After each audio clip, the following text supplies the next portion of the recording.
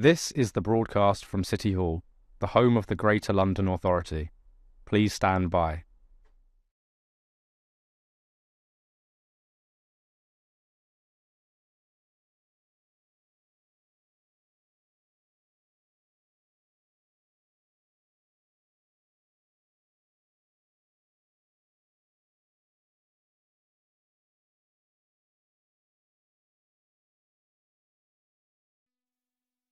This is the broadcast from City Hall, the home of the Greater London Authority. Please stand by.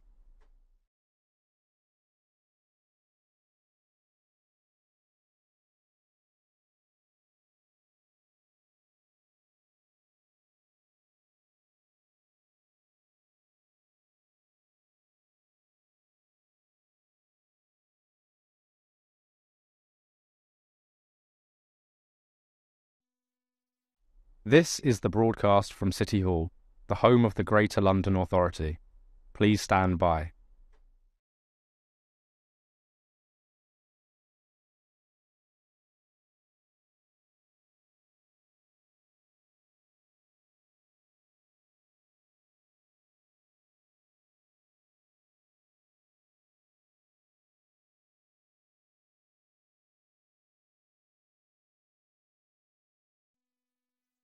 This is the broadcast from City Hall, the home of the Greater London Authority.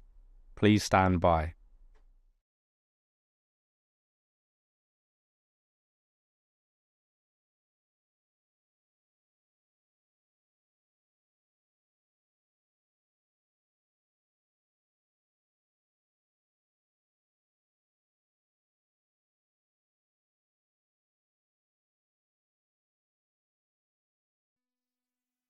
This is the broadcast from City Hall, the home of the Greater London Authority.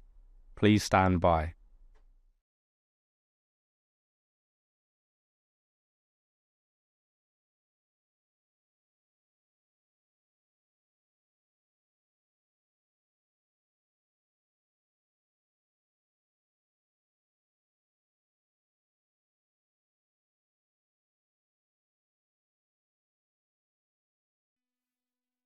This is the broadcast from City Hall, the home of the Greater London Authority. Please stand by.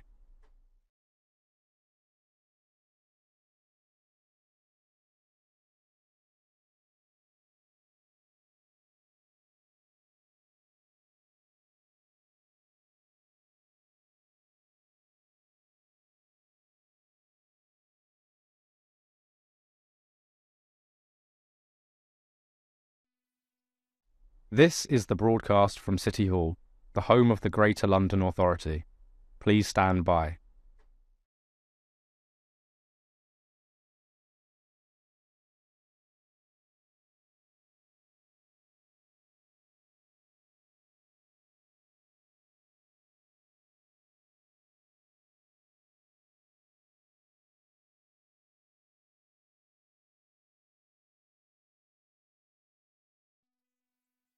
This is the broadcast from City Hall, the home of the Greater London Authority. Please stand by.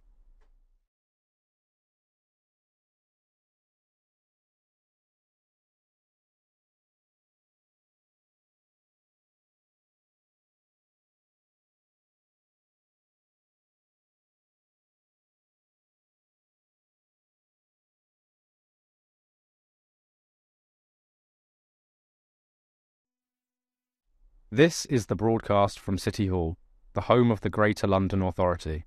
Please stand by.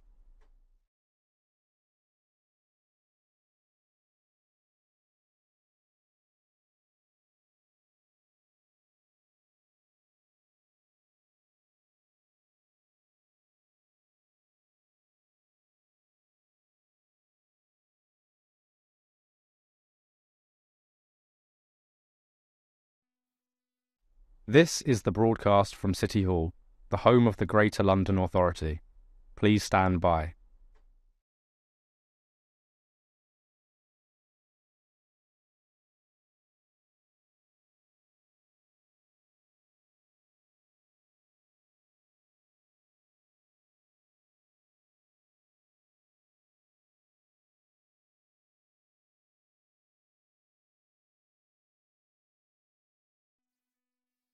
This is the broadcast from City Hall, the home of the Greater London Authority.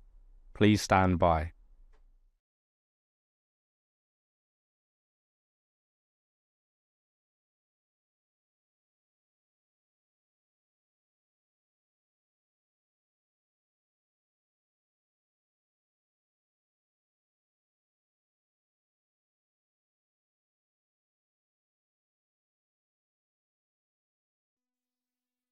This is the broadcast from City Hall, the home of the Greater London Authority. Please stand by.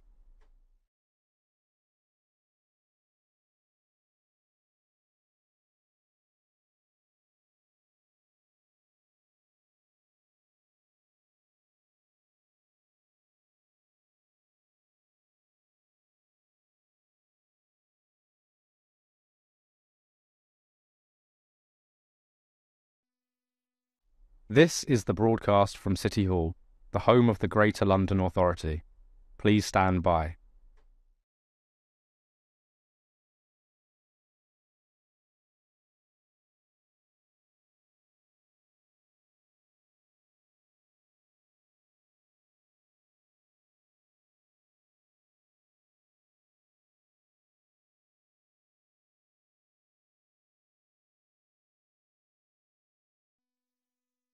This is the broadcast from City Hall, the home of the Greater London Authority. Please stand by.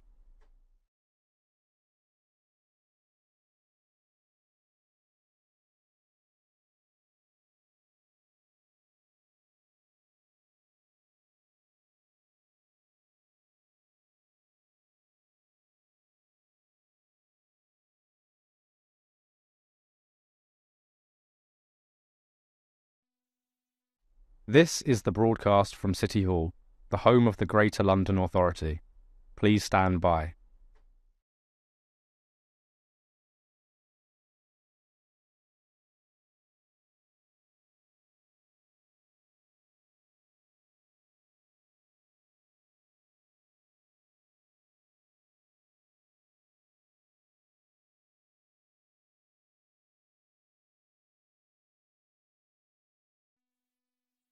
This is the broadcast from City Hall, the home of the Greater London Authority. Please stand by.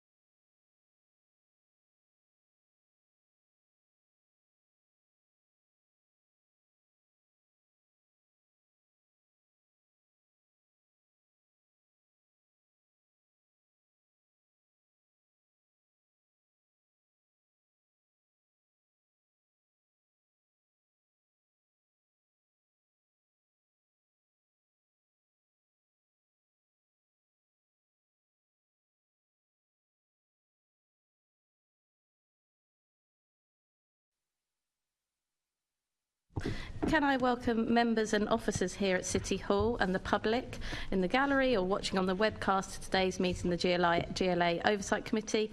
Please may I remind participants to turn your phones off or put them on silent, and can I also ask members to ensure that any electronic devices are not placed in front of their microphones.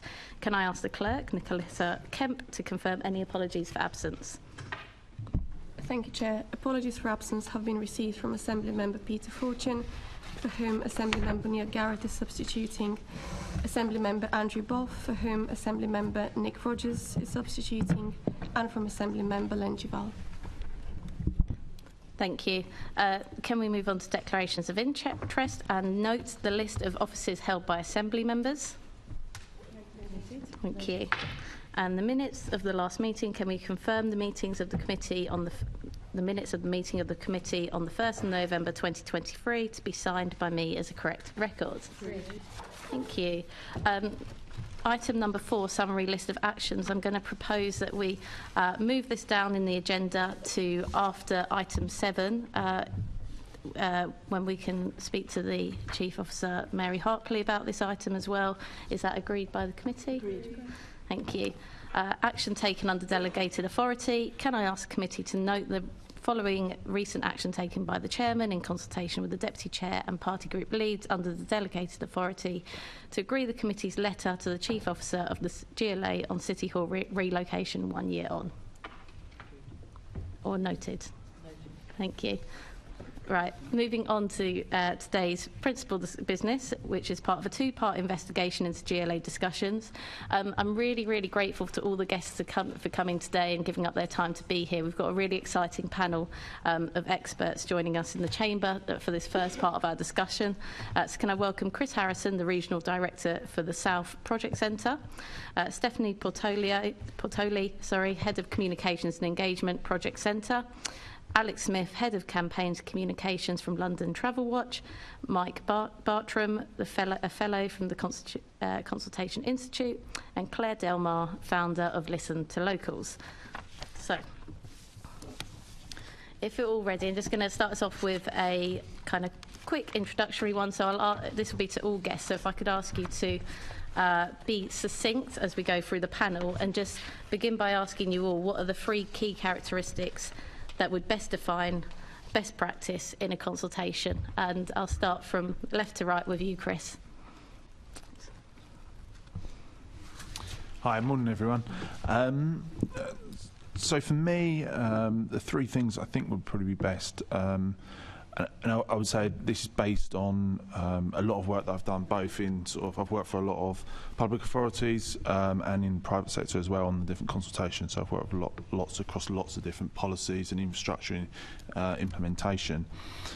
I would say the first thing is around understanding from the very beginning exactly what you're after from a consultation. So it's actually understanding what you want to get out of that consultation, what you're actually consulting on as part of that, so therefore you can set that correctly.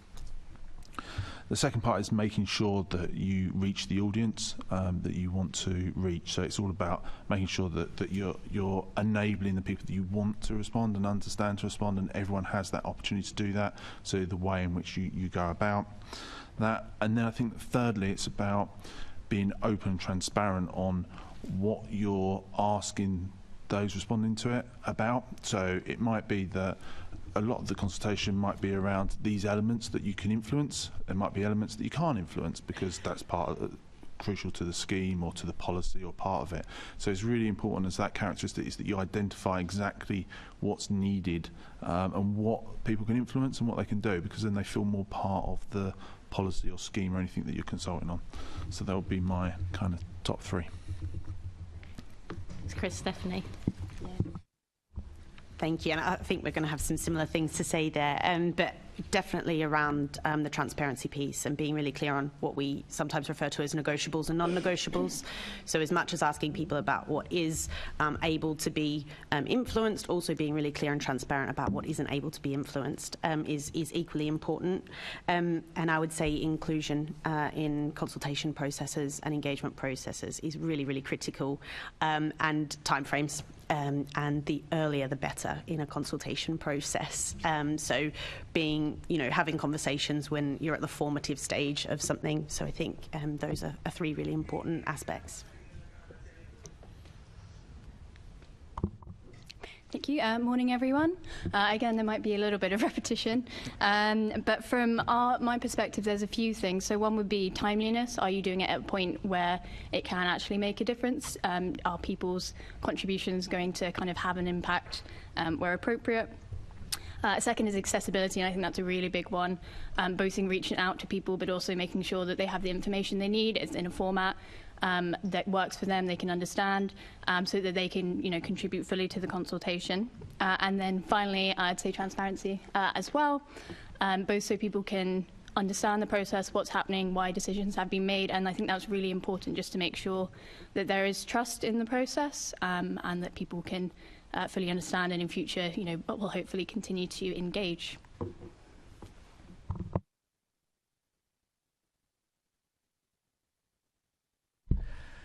Hello, everyone. It gets more difficult to say original things as we go down the list. I'd sort of base them on the gunning principles, which some of you may be aware of, although unfortunately there's 4 of those rather than 3, so I'm going to have to find a way of expressing this. We can have some leeway. If you want.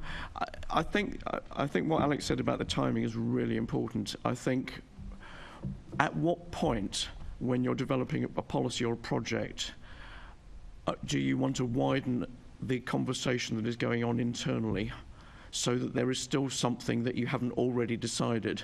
All too many consultations happen too late, when really all you just want to do is just check that you've got it right and then tell everyone that you have after you've ignored their responses.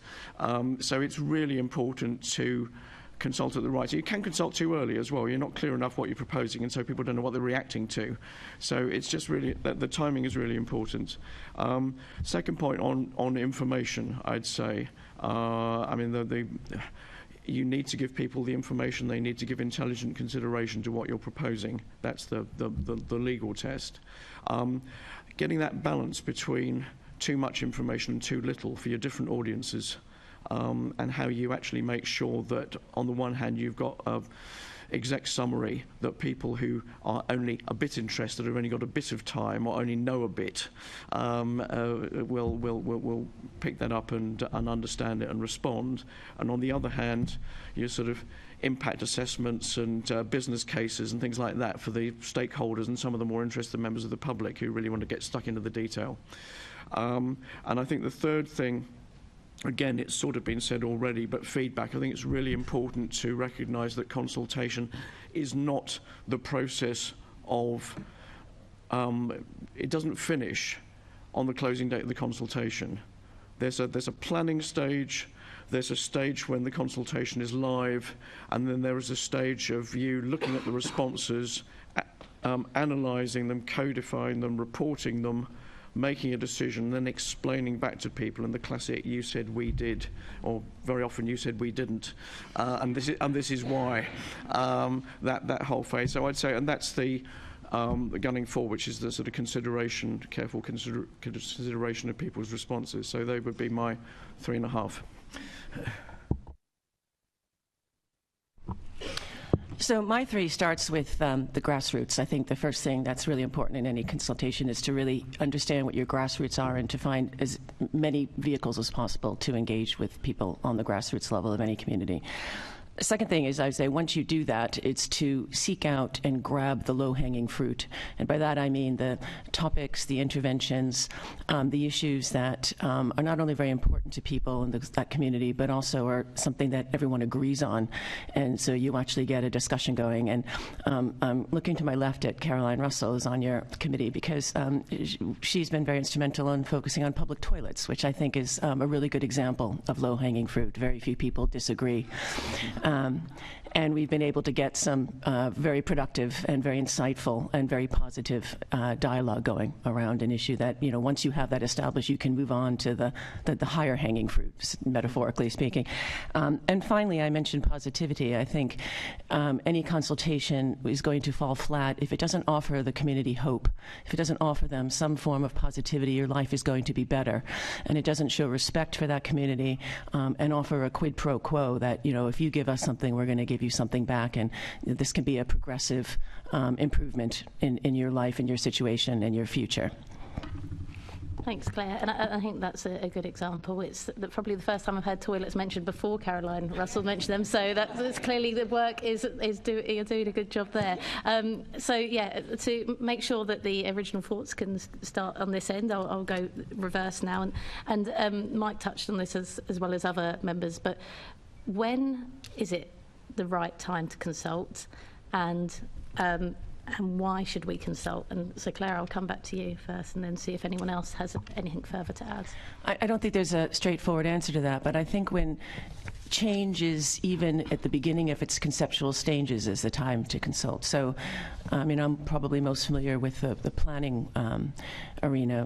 When land changes ownership, for example, there's always going to be a frisson of concern in a local community. And I think getting people involved at the earliest possible time to help them know that they can be involved in this change, and, you know, to go back to what I said in my third point, which is about bringing positivity and hope, and that you can have some agency and control over your future. I think that's extremely important.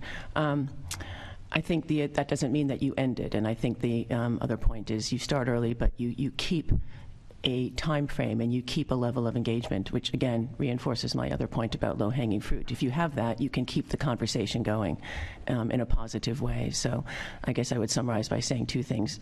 When the idea is first conceived, and keep finding that low-hanging fruit so it continues on a positive trajectory. Thanks, Clare. Mike or anybody else on the panel would like to add? Yeah, I'll have another go. I mean, I've said some of it already, but I think I do a lot of work, and the Institute does a lot of work on projects, sometimes sort of policies as well. But when does a project get defined, and what's its scope, and what are its objectives? I think very often the public and maybe stakeholders only get involved after the scope of the project has been defined. You know, we're going to build something and it's going to go from here to here, you know, it's going to have all these characteristics. And once we've sort of got quite a long way down the line, we're going to ask you what you think. We didn't want it to go from there to there, but no, well, it's too late to say that. And in any, you know, this is what we want to ask you about. So it depends what you're trying to achieve through your consultation, and it might be some early form of sort of engagement where you talk to people about your objectives and how to achieve those. Probably as a sort of policy making oversight body, you'd know what you were trying to achieve. You wouldn't be consulting so broadly on that. Even something like the London Plan, I suppose there's elements of asking about, you know, what should go into it, and but in the real world, by the time people get consulted, quite a lot is out of scope. And I think it's just important to be honest by that stage. I would like there to be more in scope more often, but realistically, if there isn't, don't mislead people. Make it really clear what is in scope, what is open to influence, why things aren't open to influence, and then make sure that the questions you ask are going to yield answers to those questions, and hopefully rich data that enables you to understand what people want and where they're coming from, rather than simply tossing up numbers in tables and saying, well, look, 77% of people agree with us. You know, well, they would, because you've only given them the question that they didn't really want to answer, and most people therefore didn't respond. Sorry, I'm being very cynical already. I'll hand over to somebody else. But just to follow up on that, Mike's an interesting point around, you were saying about the question they didn't want to answer. I mean, we're going to come back onto this later, I think, but is there anything around kind of question lengths or qualitative or quantitative responses that are better, or in your opinion? Yeah, I mean, I think, again, we are always advising our clients at the Institute to include open questions. And some of the consultations I've been involved in have been entirely open questions. One which I was doing wearing another hat, which was bus franchising in Greater Manchester. I think there were 43 questions in the long questionnaire, and I think 3 of those were closed questions. And all of the others were basically just sort of, give us your comments about this. Because it was too complicated to ask yes and no, and it was meaningless on most things. There's always a demand from sort of politicians to have something to put in the press release to say, you know, this is that, you know, this was supported by X%, but you don't really learn very much from a closed question. And in any case, with response rates, typically, you know, good response rate, 1 or 2%, if you actually want to know what ordinary people think who don't read all the documents and care as much, you're probably better off doing some opinion research. And you'll get a cross-section of the public. And I've organised a load of focus groups where you start talking to people who you realise immediately they haven't got a clue what you're talking about. There's a complete difference between the responses that you get to people who've read the stuff and are responding to the consultation and the vast majority of people out there who are too busy and don't know. And but they'll give you their view, but you've got to sort of go to them. Yeah, thanks, Mike. Does anybody else on the panel want to come in on the when and why? Yeah, Alex? Thanks. I mean, I agree generally with what's been said. I think on the when, I think there's also a question if can you consult at multiple points? You know, it doesn't necessarily just have to be one consultation. Obviously, a lot of times that's not necessarily appropriate. It does take time and resource, but particularly on really big policy issues, you know, could you consult at the beginning on sort of the principle of the idea or the policy itself, and then further down on what that actually looks like in reality? So you mentioned the London Plan could be potentially an example of that. On the why, I think there's sort of, for me, two main things. One is that it just really strengthens what the outcome is. You can get a lot of really useful insight and information from people that you might not otherwise have, particularly if it's maybe a more localised issue. Someone who lives in an area that's happening, they might know more than, you know, what is on paper, and they can give really useful insights that you can then build into the project and, again, end up with a better result. I think it's also good to get buy-in from the people that it's going to impact or involve. So then it kind of hopefully causes less issues if there are any issues later on, and also just sort of builds that relationship with the community and that confidence. So again, hopefully that can then follow through to things later on as well, and they'll have more trust in you as an organisation, and that you kind of will take their views into account. That's it for me. Thanks, Alex. Stephanie. Yeah, thank you. I think just spoken a lot about when already, and I think that is really dependent on what you're trying to achieve, coming back to some of those sorts of points. But I mean, the Local Government Association did some research around the Emergency Active Travel Fund and some of the outcomes of stakeholder engagement and the findings around that. And one of the key things was, you know, start with principles. People do want to have a conversation about principles before we move into details, and we often see consultations very, very detailed and very, very late in the process. And, you know, it's not surprising then that we see a contention around, you know, we said you did, we didn't, because we are really late in the process by that point. We're having a conversation about, you know, details. But on the why, I think one of the things when we have this discussion with often technical teams and our clients, there's a conversation around investment, and that's a really challenging conversation to have, because we often don't have necessarily really clear sort of, I guess, data to point to and examples to point to around how you can actually create efficiencies in doing it really early in the process, because you're getting better solutions. And Australia has actually done some research on this. My background is Australia community engagement in Australia, and, you know, there was a period of time where there was, you know, $100 billion in the infrastructure pipeline, and the estimates around, you know, the cost of cancellation, of delayed projects, of lost design costs was in the order of $20 billion. That is seriously significant, and this is public money. So in terms of why we want to do this, we want to get better outcomes for people, and we want to spend our public money better, and people expect that of us. So I think that's the why that I wanted to reflect on. Yeah, so for me, similar to what everyone said, but I think it's important that we consider what we say as what is a consultation. People use engagement and consultation just as the same. And I think the consultation is very much more, people see it more of a formal, and it's going to a formal process and going through that. Whereas when we say about the time, I think early on you can do a lot of engagement, and that can be completely different to what the consultation can be.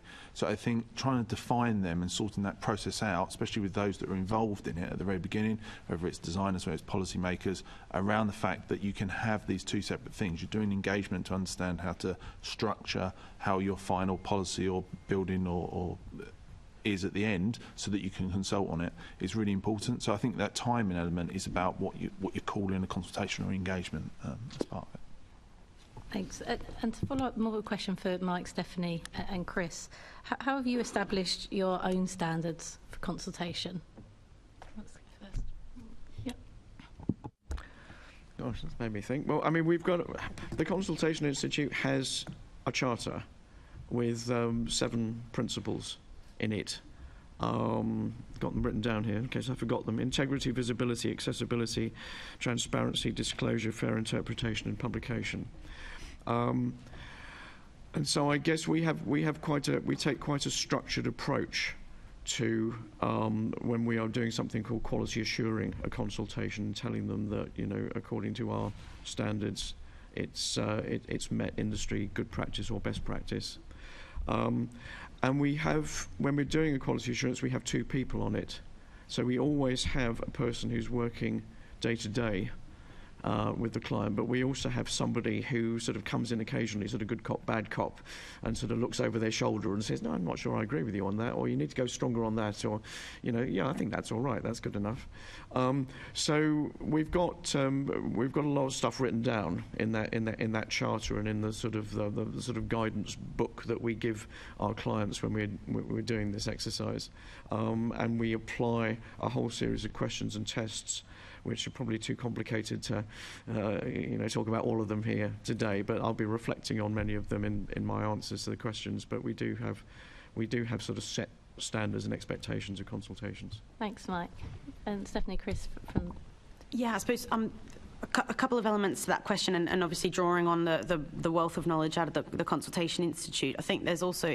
It would be remiss not to reflect on statutory consultation processes and that are within, Traffic Management Act, Planning Act, etc. And people do associate with those processes as being, limiting, but they are called consultations. They're called statutory consultations. So I think there is a language, back to what Chris was saying, there is a language there that the public are familiar with and don't necessarily trust in terms of the process. And they have their own sort of, what you must do as part of that. Then there's also, I guess, in terms of what we do at Project Centre, where qualified, and again it's within a community engagement framework, the International Association of Public Participation, and that talks about a spectrum that includes consultation, but it starts at the inform and it moves all the way through to empower, and it's about what is your commitment to the public around their participatory role in that project or policy. And so that is a tool and a framework that we use and that we use with clients, where we have a conversation about, well, do you want to consult or do you want to involve or collaborate or inform, and that's a helpful framework to use. And then just the other thing I would say is obviously there is, the guiding principles, as Mike has already mentioned, which, that from a legal perspective, lots of clients obviously want to adhere very, very closely to that for good reason. Chris, did you want to add anything to that from the Project Centre? Just quickly, and helpfully Steph has mentioned the qualifications the whole team go through, so I don't have to mention that one. But yeah, I mean, for me, I suppose looking at an overview of that, the standard unfortunately sometimes comes down to the sort of the limitations that come with trying to put something in place. So often a lot of London boroughs that we work with a lot of them, will be quite constrained in either financing or time or something like that. So sometimes the look and the feel of the consultation is not completely set because you have these limitations, and we have to work within their limitations in order to progress things and take things forward. So it's quite difficult to kind of set that standard for everything, and you probably don't want to, because if you did, then there's a good chance that a lot of good things wouldn't actually happen. So yeah, there's that element to add to it. Thanks, Chris. And I was actually really struck by what you said, Stephanie, about letting the participant or the public know what their participatory value or role will be. It makes me think kind of of planning applications, and where the role isn't so much to get 200 people to sign a document saying I don't want this. Where if one person gives a really valuable contribution, that's worth its weight, isn't it? Compared to just saying no to something, for example. Claire. Yeah, and you've just given me perfect cause to make my next point. I mean, I think what's really important when we talk about consultation is the conversation so far has almost assumed it's kind of like a one-way flow. I mean, consultation is a two-way street. And, the quality of the consultation and the quality of the outcomes it delivers, and ultimately the quality of the intervention that we're consulting about in the first place, is going to be very much conditioned by that two-way flow of information. So I think it's it's very important to help strengthen the communities in question on how they can actually participate, whether that's through literacy, and I mean literacy in the broadest sense, education, how to share knowledge, how to build consensus, how to take things forward. Often what we find in local communities is, one voice is the loudest, and we do live in a democracy, and we have people at the extremes often who are the loudest, but we really need to find a way to involve everyone, and kind of goes back to my point about the grassroots. How do we identify what the real issues here, grab that low-hanging fruit? But we got to remember it is a two-way street, and we have to empower the local communities to offer the kind of information we want. Thank you. I'm going to hand over to Assembly Member McCartney for the next question. Yeah, thank you. Just picking up on the standards point, and Chris has said, well, there's obviously some limitations about finances and capacity in public bodies, especially at the moment. But perhaps I could start with Mike. You've set out your standards. Can I ask, thinking about outside the GLA, is there anywhere or anyone that does it really well, consistently?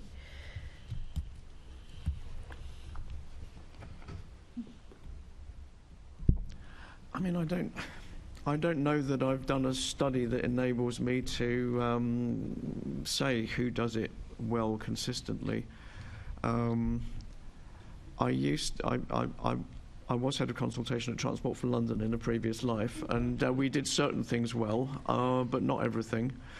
There'll be different individuals involved, there'll be different decision makers, there'll be different projects, and you can try and systemize how you do something as a large organisation, but it's going to be different every time. And I mean, I think I can give you one or two examples. I think that the Transport for Greater Manchester consultation on bus franchising, the report that was made at the end of that, which was their sort of "you said we did," was over 600 pages long. Now, length isn't everything, but there was a seriousness about the way in which they considered what people had said, including 4 different bus companies' submissions of how they would do it completely differently. And the QC was all over it. And I think it was extremely well done. And there were legal challenges, and they were knocked back because there was nothing in them. I mean, that's not really an answer to the question you asked. It's very difficult to answer that question. I could find lots of individual examples on individual consultations that were really good, but whether there's a body that consistently does it well, I'm not so sure. Okay, perhaps I can widen it out then to everybody and just ask, how important is it that organisations who are consulting have standards, good standards, and I'm taking it that the ones you've outlined are good standards, and then how important is it that they explain that to the public, that this is their standards they're operating to? Stephanie? I think you've reflected on something quite interesting there around individual authorities having their own standards, and I think potentially that's part of the challenge, is that there's, people don't necessarily just want to engage in what's happening on their doorstep. They might want to engage in what's happening at a city level and a regional level and a country level. And so is there a real consistency around all of those processes, in all of those authorities? Probably not. And that seems to me as part of the challenge. So I think it is really important that that's communicated in that consultation process. And then I guess so that people understand what the ask is of them and what is going to be done with that information. But I think just in terms of your question around who's doing this well, I think there's lots of local authorities doing really, really impressive work. And I also, and again, this comes back to consultation and the role of engagement in that. And I think there's lots of NHS bodies who are widely pointed to as doing some really good work in developing their services with service users and getting really good outcomes as a result of that. So actually involving people in that decision-making process from go to woe, not just asking them, have we designed this service well? But their involvement throughout that and that continuous dialogue throughout that. And there's lots of NHS bodies doing that work. Typically might be referred to as co-design. Okay. Chris, did you want to come in? Yes, thank you. I think the first thing I would say is that over sort of the 20 years I've been working in sort of transport, and I think it's improved vastly. When I first started out, I do think the engagement was very much, or the consultation was very much a tick box at the end. Oh, we should have consulted on that, and it happened. I do think now that there is consideration. I don't think it's across the board, but I do think there's consideration a lot at the very beginning. I think still funding for the standards that we would want is at the lower end. We do a lot of work where we would tender to do some work with local authorities, and very much the finance of it would be very much set around design and little around sort of engagement and consultation. And I think that holds back some of the standards that can be achieved as part of it. But I do think it's improving, and I think people are really looking into what is effective consultation and what they want out of it. So I think that's the standards that we often push, is making sure it's worthwhile. The more worthwhile consultation you do, the more that they want to do more of it, and more that breeds. So across the authority, so it only takes one small consultation that is done well and people perceive it well, and actually that then breeds more and more and more, and people want to get on board with that as part of it. So, okay, thank you. Yeah. I think standards are very important, and if anything, that people then have something to fall back on if they feel they haven't been met. But on the other hand, standards are not set in stone, and it's really important to recognize that new evidence, new data, new best practice, new conditions enter into what effectively forms a standard all the time. And so to give one example that I'm personally very involved in is, we now know in 2023, we didn't, 10 years ago, 5 years ago, we knew far less about this, and that is the impact of our built environment on our health. The impact of our environment and our health, the non-clinical, if I can call them that way, aspects of what contributes to our health. And, in a country right now that is very focused on reforming our NHS so that it does emphasize prevention as opposed to the treatment of poor health, this has become really paramount. And so as a consequence, we've actually gathered more evidence, which is a good thing. So we now have an abundance of evidence on how the built environment affects our health. It's just one example. I would argue that in a lot of the planning consultations, this evidence isn't brought to bear. In fact, it's not even asked to be included. In many cases, there are health impact assessments, but they, to your point, are based on some pretty antiquated, obsolete standards.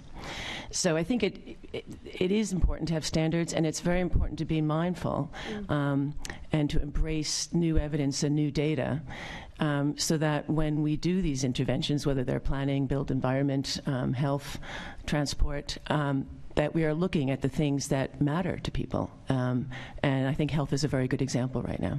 That's really helpful, thank you. Can I also ask, then, I think that when you go to consultation, the public often believe it's a referendum. How do you actually get over that, and how do you set that out? And as politicians, we use those figures for our own political ends, and so how can you deal with that? I don't know if there's any way. And yeah. I'm probably. Yeah. Oh, go ahead. No. I was hesitating.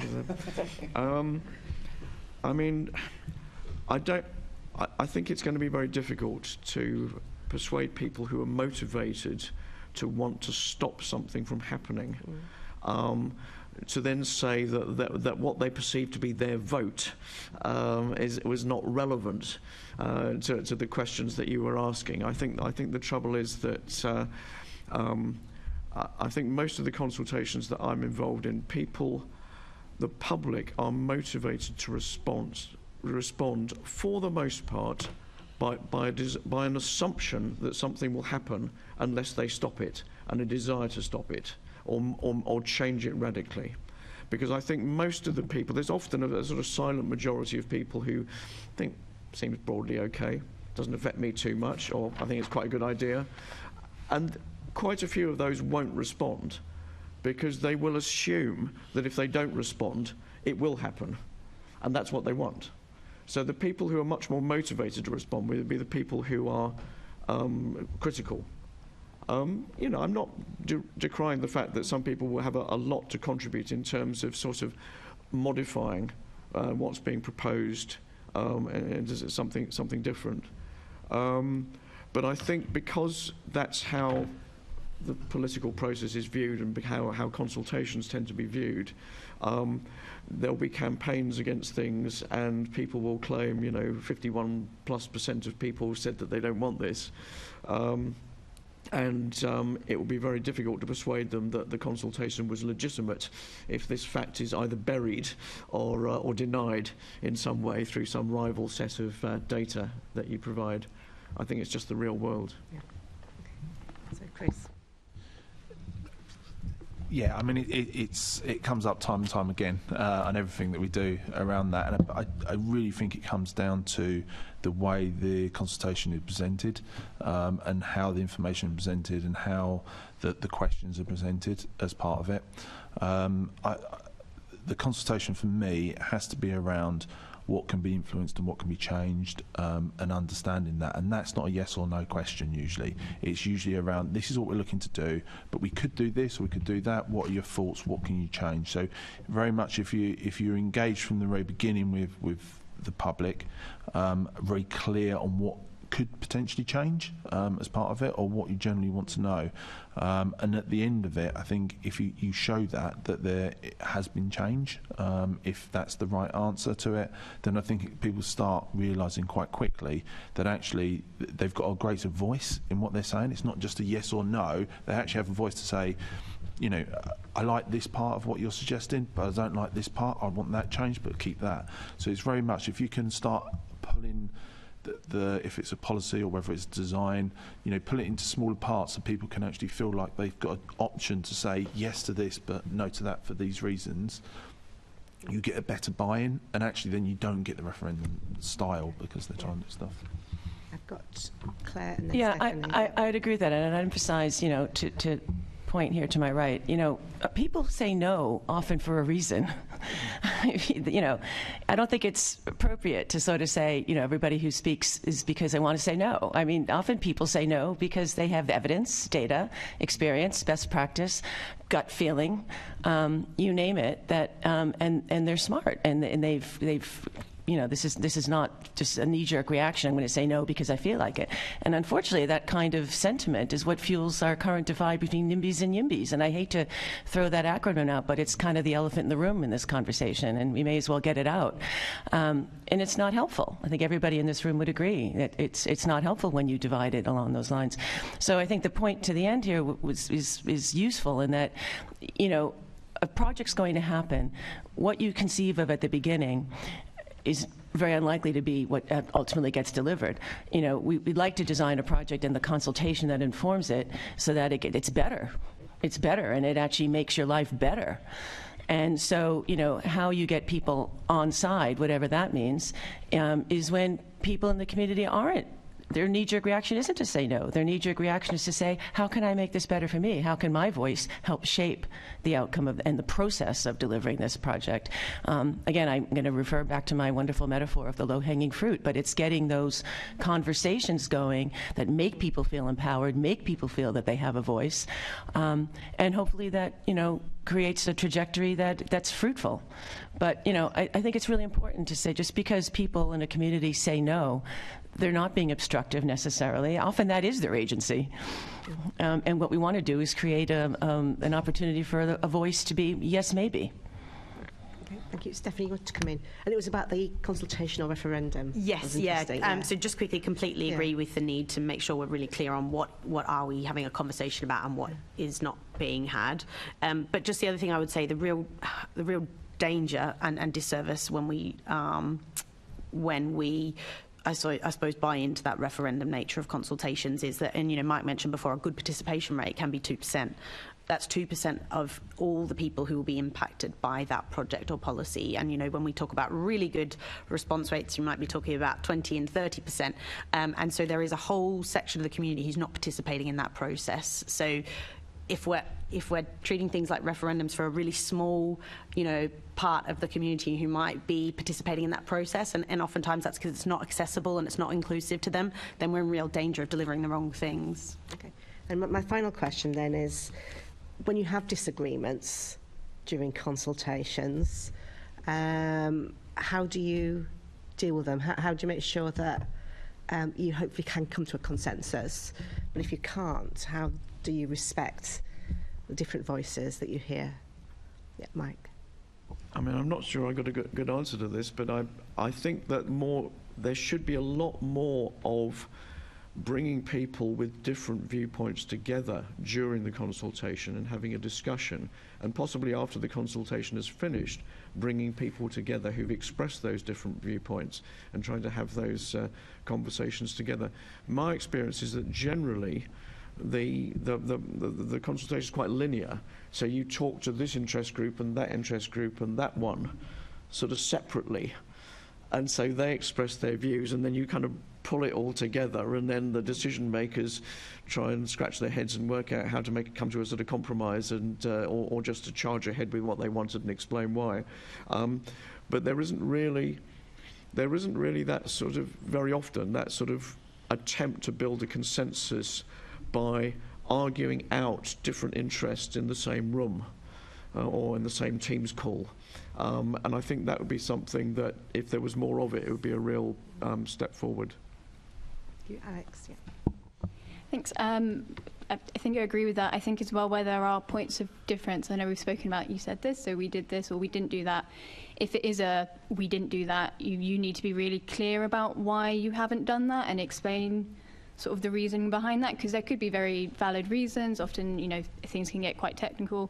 Ideally, you're providing all of that information in the initial consultation, so people have that information. But, you know, there could be valid reasons. I think a really interesting point about bringing people together, it just reminded me of a train company. I think it was one of their previous timetable changes where they had to make some cuts, and they did have basically there's always going to be a bit of a trade-off. So what will benefit some people will disadvantage others. People don't also, you know, they're aware of the issues for them, they're not necessarily aware of the issues for others, so they did bring people together and say, we need to do X, Y, Z. We want to collectively come up with a way to do that, and by bringing everyone into that conversation, I think people did kind of appreciate more, oh, actually, we can't necessarily have all of these things, and that made them a lot more receptive to when there maybe were changes that they didn't necessarily fully agree with, but they understood it a lot more why. So I think if you can bring people along on that journey, that can be really beneficial. I mean, obviously not necessarily, it'd be very difficult to get everyone happy with everything, but I think making sure they have an understanding can go some way to at least maintaining some sort of element of trust or confidence in the system. Okay, thank you. And then Chris?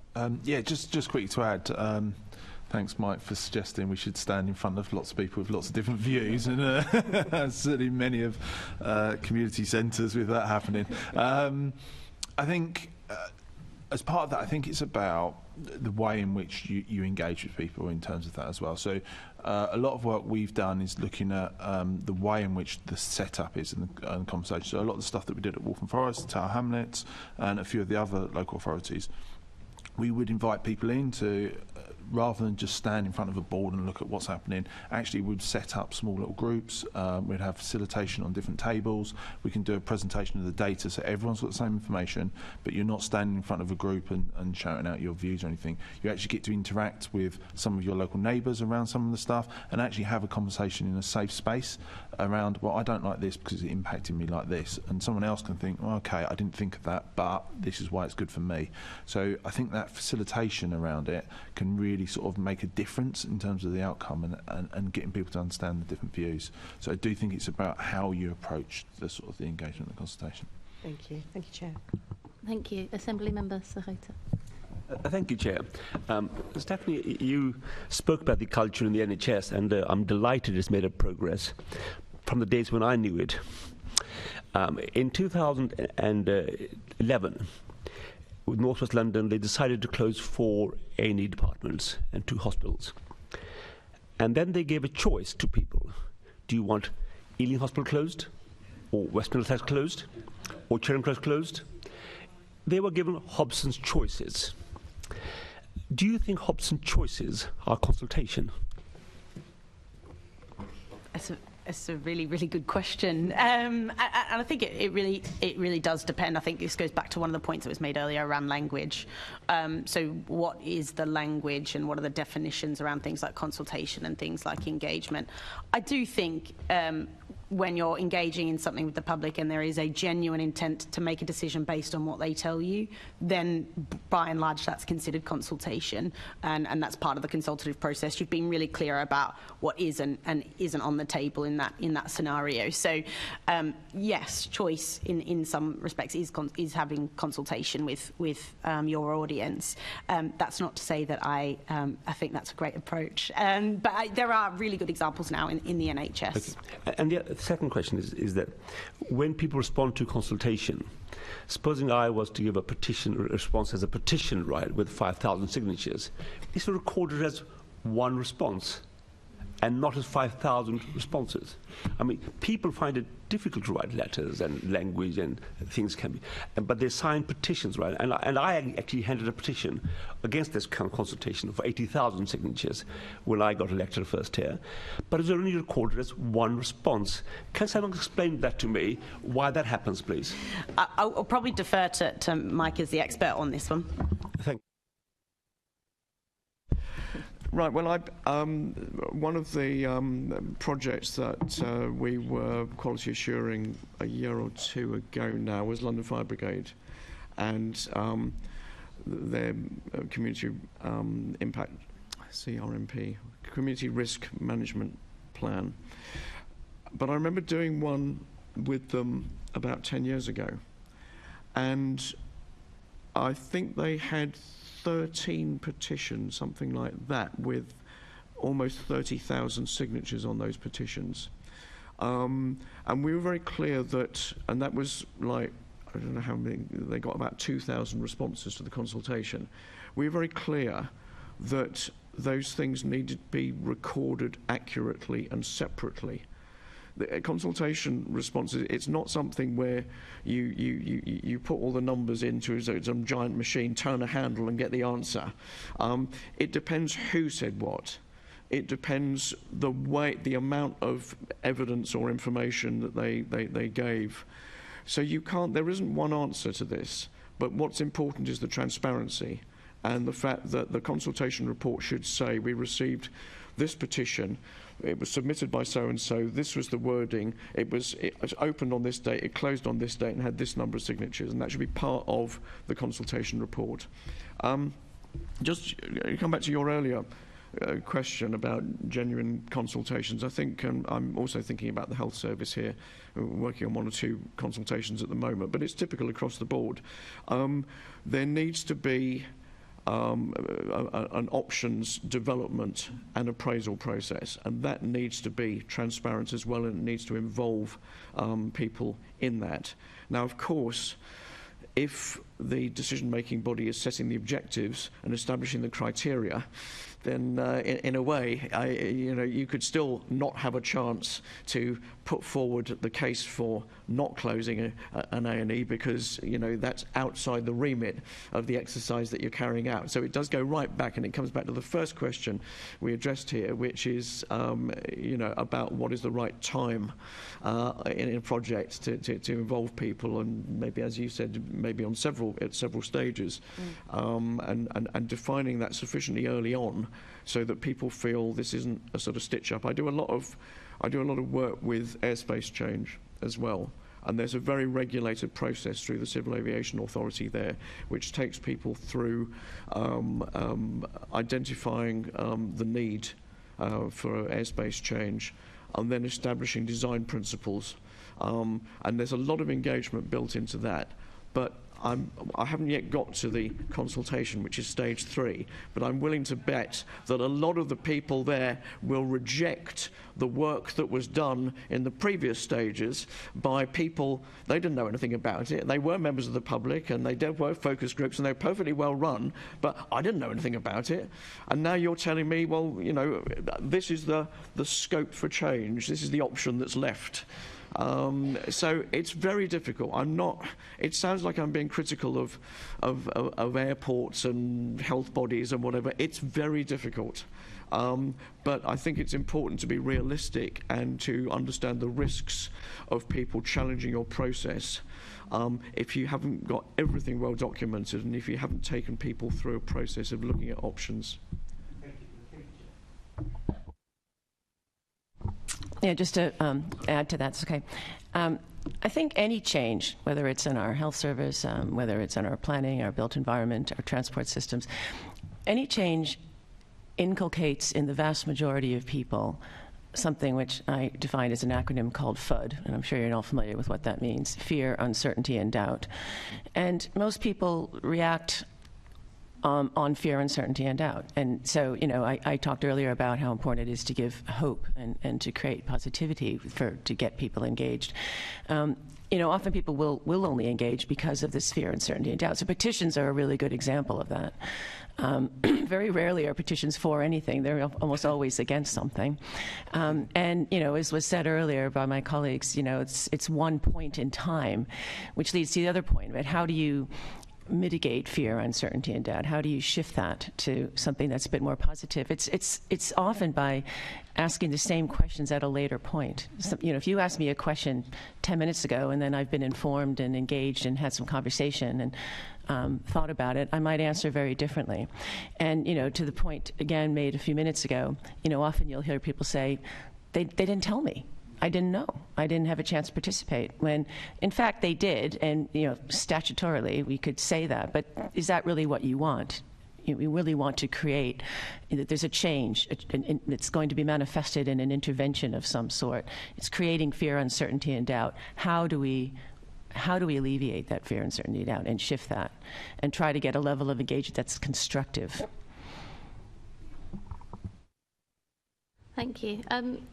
Just one final question for me. Is there a strong evidence base that suggests that, I think, Chris, you were mentioning the constraints on local authorities investing in good consultation and wide-ranging engagement. Is there a good enough evidence base that early and well invested in consultation can save money down the line by, allowing projects to speed up quicker, get delivered more quickly, and with public consent?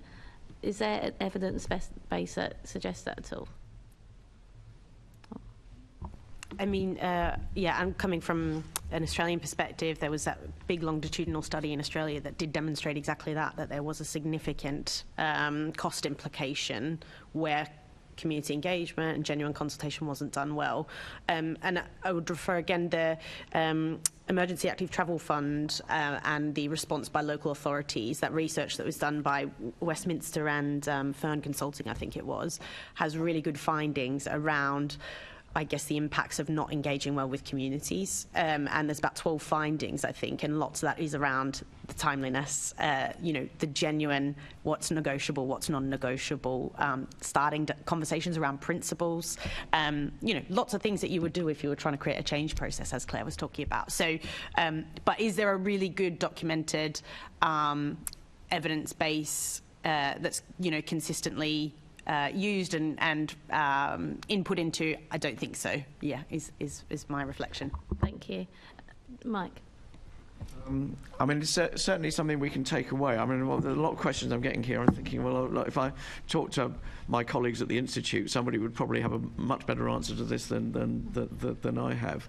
I mean, I think it's not quite an answer to the question you asked, but I think an awful lot of money has been wasted on projects which have been judicially reviewed on the basis of their consultation, and they've had to do them all again. I'm thinking that the government did one going back a decade or two now on, it was challenged by Greenpeace, I remember, and it was found that the information they'd provided hadn't been sufficient, or they'd provided information too late in the day.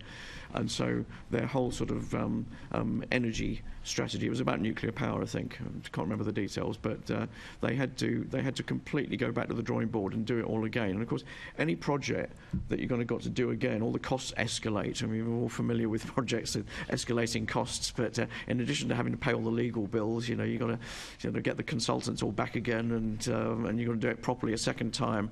So it's a real waste of money. So consultation is good value for money. If nothing else, then getting it wrong is very bad value for money. Thank you. And I guess, Mike, just quickly as well, going back to the published standards, would the GLA benefit from having published standards in the public domain? I guess so, yes. I mean, I think it depends what you have standards for and how detailed they are. When I was at TfL, I'm sorry to personalise this, I wrote a 350-page consultation toolkit for Transport for London, which is, the backs of cupboards now, if that, I suspect. I think it's important to have standards, but it's important how they're used. And they've got to be relevant to all the work, and you need to be seen to be, if you like, monitoring your performance against them. I did write the first version of the government's consultation best practice guidelines in about 2000 or something like that, and it's very important. There's no point having standards if you don't actually monitor your effectiveness in delivering them, because that just breeds cynicism when people say, well, you didn't do that. So I think you need to, I think you should have them, but I think it through, make sure that you're understanding how these are going to be used, how you're going to make sure people understand them who are using them, and make sure you're reporting on how well you're meeting them and what you're going to do where you're not meeting them. And some of those might present challenges that might make you wish you hadn't done it in the first place. No, I think that's a really important point around the monitoring. Claire. 2 points. Firstly, to your point about the cost and do consultations lead to improved outcomes? I mean, I would say they always lead to improved outcomes. I mean, and I think it's very important to say that, yes, they add to cost, absolutely. I mean, judicial review is at the extreme edges, and yes, we hear all the time that costs have been increased due to various community refusals to engage, rejections, etc. But sometimes that's the price of living in a democracy. I think it's very important we're mindful of that. Sometimes we get in these conversations and we decide, what is the right project, and this was scuppered because of some NIMBYs or something. And I'm not saying we all, use that kind of language, but I think it's important to realize that in a democratic process, if the community is saying we don't want that project the way it's been thrown to us, well, maybe that's what the right outcome is, and that it needs to go back to the drawing board. It's not always a bad thing that a project has been refused. And I think it's very important. We need to respect our local residents. We need to respect communities. And sometimes these conversations, in my view, disrespect communities, because we assume that they're always, in the way, and they're always making the bad decisions, when sometimes they actually make the right decisions. Not always, but local governments and private developers often make poor decisions too. So I think we're all here to discuss how we actually optimize that whole equation. And then to your second point about should the GLA have standards. Yes, probably. Anything to help a process is, in my opinion, a very good thing. But I go back to what I said earlier about standards. Standards need to be informed, standards need to be evidenced, and standards need to be data-driven. And standards are therefore only as good as how up-to-date they are, and that requires a commitment to maintain those standards and to literally feed those standards with the evidence that makes them valid and not challengeable. So if you say we're going to impose standards and develop a set and impose them or apply them, then I think you equally need a commitment to ensure that they're evidence-based and in a very up-to-date way. And that's challenging in the world we live in. We're getting data all the time. So that would be the commitment I would say, and a commitment to always review and to bring in and to embed new evidence into those standards. Thanks, Claire. And I like the question, should the GLA have standards, just to make sure that was about consultations, because in general we do have some standards. But I'll pass over to, and on that question of standards and integrity, I'll pass over to Assembly Member Garrett. Morning, everyone. So this subsection that I have here is about integrity, but I suppose another possible title you could give it would be cynicism, because I think we've touched on this a bit already. There's a lot of public cynicism about consultations, is it about the intention, whether it's really a sales and marketing exercise for a decision that's already made, whether anyone's even really listening to the answers. And so I suppose the headline question is, how do organizations sort of overcome that, and how do they demonstrate that they have got integrity in the way they're carrying out their consultation? So I don't know, perhaps Mike, whether it's partly, I suppose, the previous question, but specifically about this issue of demonstrating integrity. I think we're getting to the stage where I'm starting to repeat myself, I'm afraid. I think it comes down to having an honest and clear scope for what you're consulting on. And I think it comes down to providing the information that people need and giving really clear evidence that you have considered what people have said, and even on these very detailed points, demonstrate that you've understood and argued through, if you haven't agreed, each point and each sub-point that is being raised, rather than lazily coming up with a table which has a sort of block copying sort of phrases from the previous page, and the previous page just noted, or I see a lot of stuff, it looks like it's been copied from FAQs and just sort of slotted in, and that's not really the way to establish confidence in the integrity of a process. Thanks, Mike. I don't know, Stephanie or Chris, if you had something to add on that point about demonstrating integrity, whether there are examples of how that's done well. Right, yes. So I think it's a really important point, and for me it goes back to maybe some points that we made earlier in regards to the petitions and stuff. I think it's knowing the process that you're going to go through before and after as part of it. So understanding that once people have responded to it, this is the process it's going through, this is the person that's making the decision, this is how we're going to make that decision, so that people know that when they're making their comment, okay, I understand my comment will go into this process, it'll be produced into a report which will go to this body, they will make the decision, and that's how it will come out. So knowing that process, it gives confidence to people that, okay, I understand what that is and why I'm giving my comment to it.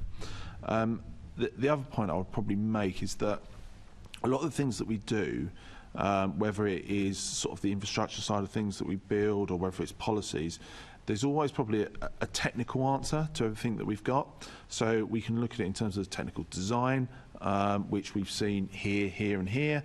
But how does that fit into the local context? And I think actually having that conversation with people to be able to say, technically we're getting that right in terms of what's needed or what these standards are for this, but actually we want to understand how that would actually influence the local, what's happening in that local area and how it will impact you. And then you're making a change to the sort of technical standards to actually fit into the local environment as part of it. So if you breathe that conversation into the conversation, then I think people really feel like they're part of it, and it's actually, you're showing best practice, but actually it's coming to a local part of it. So that's how I would build that in. There's the two things for me.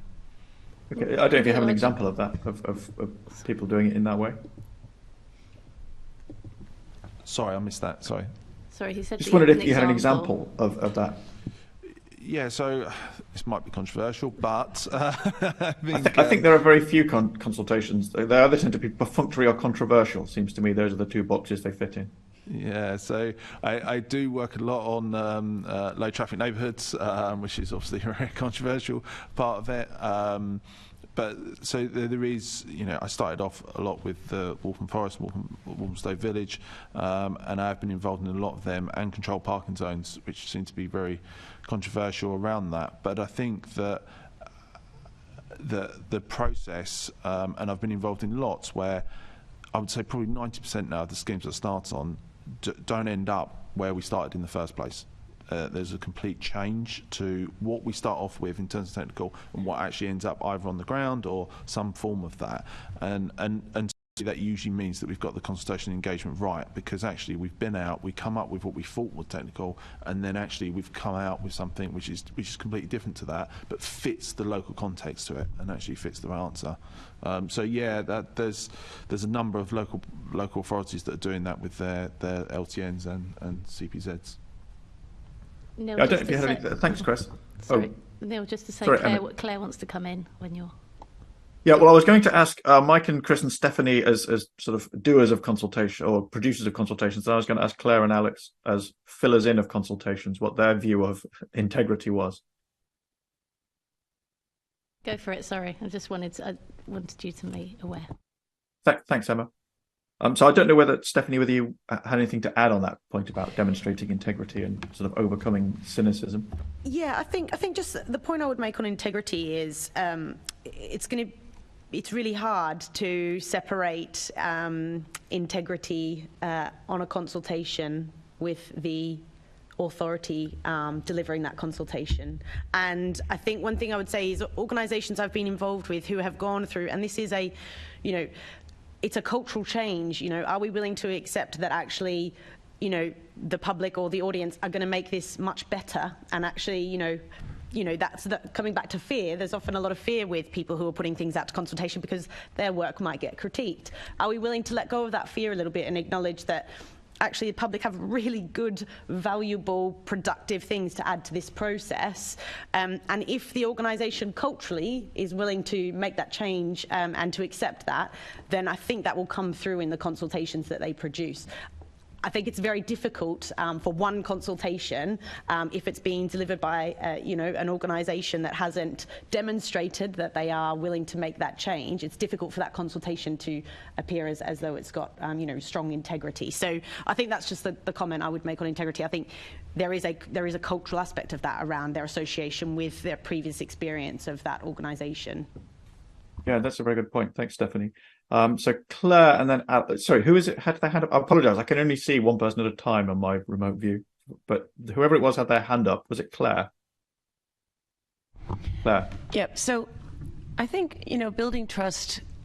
We talked a little earlier about time, and it was in a slightly different context about when is the right time to consult. And you know, actually, the right time to consult is all the time. And I think, you know, back to integrity, if you kind of come in and decide where you're going to post your heavily worded A4 sheet of consultation paper, you know, that shows that the people who are making this intervention, it's their choice. They've decided to put it on this telephone pole, or they've decided to put it on this, you know, wall, or this wherever. I think, you know, if you didn't see it, that's unfortunately, you know, that's your tough luck. You just didn't get to see it. So I think that creates a lack of trust. That creates a feeling that, you know, you're not really full of integrity because you don't really care. You're just kind of doing your consultation on your time and in your place and when you feel like it. And, you know, if I miss it, so what? I mean, I think that there are people, and I can point one out, there are projects that really show they have skin in the game by, you know, setting up a permanent site where people can drop in on their own time. You know, I may not want to be involved in a consultation this week because I might be bereaved, or I might have just lost my job, or I might be undergoing some other form of stress that means I don't want to engage with anybody, not just you about your project, but, you know, anyone. And so did I miss my chance? You know, people are human, and they can engage when they're feeling positive. So I think having this continued presence, always being in the room, always being in the community, showing before you break ground or start building or change your health service that you're listening and you're there, makes a big difference. And I have, you know, back to your point about evidence, I have seen this, you know, and people feel like we're part of this, and I can drop in any time and I can show how I feel. There's not only is it all the time, but there's a continued presence. So I'll give you an example, and I'm not in any way an ambassador for this project, but, you know, I'm sure everybody in this room knows about the Earl's Court redevelopment, and the organization that's been putting that together is they haven't even gone to planning yet, but, you know, they have a continued presence on that site. And, you know, there's a drop-in center. They're putting money into, you know, supporting local artists, to supporting local children's projects. And if you want to go and talk to people and see the models, it's not just on display for this period during these working hours at the local library. It's all the time. You can go and you can have a look and you can talk to people. And I actually applaud them for what they're trying to do. I see that it's not without its problems and its challenges, not least of which it's straddling two different local authorities. But you know, they are certainly putting in the effort, you know, both literally and in a pure physical sense of trying to find, not just listen to people, but find creative ways to listen to people, whether that's through people who only listen because they like art, so they'll do something around art, or they'll do something around sport, or they'll do something around, you know, any number of things, schools, local education. They're even trying to set up programs to, funny, even this conversation, get local school kids interested in the planning profession and the design profession. So there's no shortage of creativity in trying to find ways to engage. And I would suggest that everyone who isn't familiar with that project have a look, because I do think at this point in London, that's one of the examples of best practice that I can think of. Thank you, Claire. Alex, does somebody else, I suppose, who spends more time doing than creating consultations, what's your view on how organisations demonstrate integrity? Yep, thank you. So we've already spoken a lot about transparency, which is very important, but I won't dwell on that because, again, probably raised all the points already. So with transparency and kind of what you are looking for, where the potential changes are. But I think there's a really good point around not just being clear, but also how are you communicating that in terms of who are you reaching out to? Is it just, you say, sticking a poster up somewhere and that's kind of all you're doing? Are you actively engaging with people and showing that you genuinely do want to hear what they're saying and taking it on board? And also kind of the accessibility of that. So reaching out to people who maybe aren't online, you know, are you still doing things in the community, so the pop-up or the drop-in sessions that you mentioned, and that again is both really good because it's showing you're kind of proactively reaching out, but it also gives people the opportunity to ask you questions, and again that kind of builds up both the person responding's knowledge, but also that relationship that they can then hopefully take on. I think it's also kind of how the questions are asked, so it's not necessarily the questions in the consultation aren't leading or kind of directing people towards a sort of prejudged outcome, making sure that they genuinely have the opportunity to feed in where it's appropriate. And then also not hiding any information. So, you know, there might be disadvantages to what they're proposing, but it's about being really clear with that. You're not trying to hide it under the cover, you know, for example, making sure you publish equality impact assessments. And again, that can kind of just build up that trust and show that you have got integrity. And again, we already mentioned where maybe you aren't doing something that has come out of the consultation, explaining why. But also, you know, there should be generally some changes, taking things on board. If nothing ever changes as a result of consultation, you know, how are people meant to trust it? And I think just a final point around often organisations who are consulting, you know, they don't normally just do one consultation and that's it's ever. They're often doing lots of consultations on different things. So I think integrity is something that you build up over time and throughout the different consultations. So, you know, if you do one consultation really badly, that can really damage people's trust and they might not want to engage in future, even if later ones that you do are, you know, really good. So I think you need to look at it kind of as an organisation holistically as well. It's not just one consultation in a silo. Thanks. That's a very good point, actually, about trust. It's very asymmetric, isn't it, in the sense that it's very difficult and slow to build and very easy to break. That's a very good point. Actually, one of the points you made just now was about, my next question was going to be about sort of skewed wording and fair wording in questions. And as you say, sometimes there can be a perception that you're being pushed in a particular direction. There was an LTN consultation I saw where there was a question asking what the benefits of it were, and there wasn't a question asking what the disbenefits or problems that it had caused were. So I don't know whether anybody has anything to add on that. I suppose it's just obvious, as Alex says, that it breeds cynicism if the wording in the question seems skewed. What I did want to ask, my last question, I'm very much interested in processes and systems. So I suppose the thought that occurs to me is the project team that are working on the project are probably also involved in the consultation. They may well be very excited about the project they're doing and sort of caught up in the enthusiasm for it, which is great. But it might also mean that they've sort of gone down a road of some groupthink and they've discarded some stuff, or they're not listening to, or you know, not properly considered some serious problems with what they're doing. How do you make sure that the consultation that emerges from a process like that, you know, actually one of the purposes of it would be to challenge that groupthink if it's emerged within the project team? So I don't know, perhaps we go back to Chris or Stephanie and Mike. How do you build a process that sort of firewalls off that potential risk? I think for me, excuse me, it comes back to that, you know, the role of community engagement in these processes and policy and project development, and understanding and accepting and actually embracing the fact that we do have such a wealth of expertise in our organisations, and we are so lucky. You know, we've got brilliant engineers and transport planners and thinkers, and the best solutions can come when we combine that brilliance with the expertise in our communities and the lived experience in our communities and the local knowledge of our communities. And when we bring those two things together, that's the sweet spot. And that's when we need to start developing the project. Not what we don't want to do is develop the project inside our four walls with all that expertise, and then come out and it doesn't reflect anything that's happening on the ground in terms of lived experience and local knowledge. So it's really difficult to do. Based on lots of the sort of challenges we've already discussed today, not least, resource and those sorts of things and timeframes. But that is the sweet spot, and that is how you avoid, designers and planners going down that road. And then actually what we see oftentimes is them being really afraid of the consultation process because it's a critique of their work. Whereas, embarking on a consultation project that's actually being developed with the community or with the audience is, you've got a lot more confidence going into that process.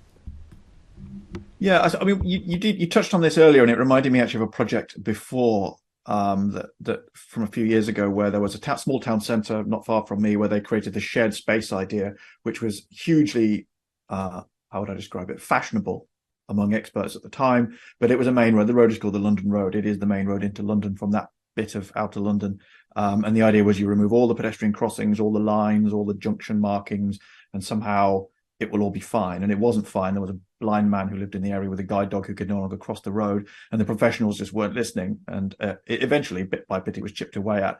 I suppose I was wondering about whether there's a way to kind of create an internal sort of Chinese wall, if you like, between the people running the consultation and the people involved in the project. Is there any sort of best practice around that to try to make sure that the feedback from the public, which on that particular project was overwhelmingly negative, and correctly so, does actually get listened to and doesn't just go to the project team that are kind of very emotionally committed to the thing that they're doing? Yeah, I think that's a fair point. I think it's also important to acknowledge, though, actually, in a lot of certainly local authorities and other organisations, the people who are delivering the project are also, just from a resource perspective, are also delivering that consultation, and they will have support and they will have guidance on that process. But in many cases, they are actually doing the whole process, so there's not necessarily, because of resource constraints, a complete separation in those two functions of a project. So I do think we have to bear that in mind. In terms of what we can, so the question, sorry, was what we can do to make sure that feedback is coming back into the organisation. Was that? Yeah, a process or a mechanism or something like that you can put in place that you never eliminate, but that reduces the risk of that sort of, or creates more possibility of the challenge to that internal groupthink if it's emerged. Yeah. I think I don't know if I've got much more to add. Chris might want to come in, but I think really it comes back to that accepting that is a valuable part of the process, as compared to thinking that's just noise. But these are actually people experiencing this, and you may have seen the article. There's loads of examples. You've just mentioned one there. You may have seen the article the other week around Hackney Walk and the community sort of perceptions of that now, and they weren't involved in the process. But they're not few and far between. They are really, really common when we're not involving communities in the process. So I think it's about accepting that they've got a role to play and a really valuable role to play. Thanks, Stephanie. So, Chris, did you have anything to add? I think luckily enough in Project Centre we have two different teams as part of that, and Steph heads up in terms of our comms and engagement in terms of that. So we do have that separation as part of it, and I think that works well. I mean, I've got some fantastic engineers and architects that create some amazing public realm areas and designs. I probably wouldn't put them with the public to discuss that. Actually, it'd be best to get for everybody in terms of having the expertise that we have and the training, the qualifications that the team have, Steph's team have, going out and speaking and actually drawing that information. And then we have the conversations with the designers around that and how that fits in and how that works and what needs to be taken. So we're lucky enough in that sense. In my previous role, I was in local authority. And we didn't have that luxury, if I'm perfectly honest. The project manager that would be looking after that scheme would very much be the person that would take it through all stages. And I can, you do get influenced by, what you're trying to achieve, when you're trying to achieve it, and timescales and everything as part of that. So I do think it's something that needs to be looked at if we're looking at standards or we're looking at guidance around can you put an independent body within there? One of the recent projects that I looked at with outside London with Medway, where they're looking at putting sort of red routes and styles in, we did have an independent person that looked at the project that was part of it, so that they could just have that, whether it was going right in terms of the consultation, but also we had a peer review in terms of the design and the elements of it as well. So if you can build that into the process, then it's quite quick. You can have sort of a peer review, and that's what I would suggest sort of local authorities do. That it could be a different part of the authority. Often a regeneration team would be different from a traffic or highways team, and actually helping each other out in terms of looking at that I think would help the process as part of it. But it's a really interesting point, because there is limitations around it, so it's not straightforward just to do. Yeah, thanks, Chris. That's really useful. Mike, I don't want to invite you to repeat yourself, so if you don't if you have anything non-repetitive that you'd wish to add, that'd be useful. Just, I mean, I think it really comes. I'm not going to be a great answer, but it does come down to governance in the end, and so who are your decision makers, and what interest do they represent, and is there a sort of unity of thought across the whole organisation, or the sort of controlling part of that organisation, or is that, as you're suggesting, Chris, which I think is a nice idea, some sort of independent role where somebody's like a consumer champion or something like that, and they're on the board or in the management team specifically for that kind of role, or a challenge role. Obviously, I mean, GLA has scrutiny functions in relation to certain decisions, I'm sort of assuming, and I think a scrutiny function again can play a sort of useful role in that, but I guess ultimately it would not necessarily going to affect the votes in something. But if it's a subtler point about how something's done rather than whether it's done, then presumably that could be a part of it. I just want to come back to the earlier points that you raised as well, which is about the integrity and the giving advantages but also giving disadvantages, and asking about those.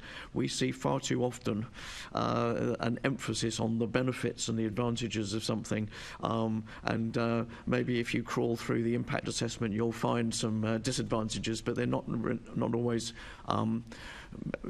put on the same level and given the same prominence as the advantages of something that somebody's proposing. And I think, to come back to my example of a civil aviation authority process, I think if you, and this is true of some of the hospitals we're working with as well, if you start with inviting people to agree that there is a need to change, and then inviting them to agree with the principles behind how you change, there has to be a clear link between that and what you're proposing or what options you're making available, because very often there's a break in that chain somewhere where people are following your thought process and your logic and agreeing with you, and you always get trapped into saying, well, look, if I've said yes to that and yes to that, I can't just say no to everything at this point, because that's sort of, it feels like I'm being inconsistent.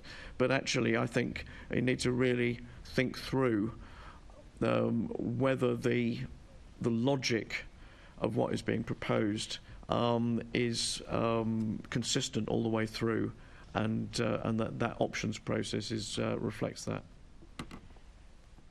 Thanks, Mike. Yeah, no, that it's unfortunate that is then widespread. To tell us about what you love, and then what it meant in practice in that consultation was that the free text box at the end just got filled up with angry responses, which of course then took much longer to code and deal with than if they just had some tick boxes as they did for benefits. I can't see any hands up, so I don't know whether Claire or Alex wanted to add anything on this section about integrity before I finish, but if not, then that was my last question.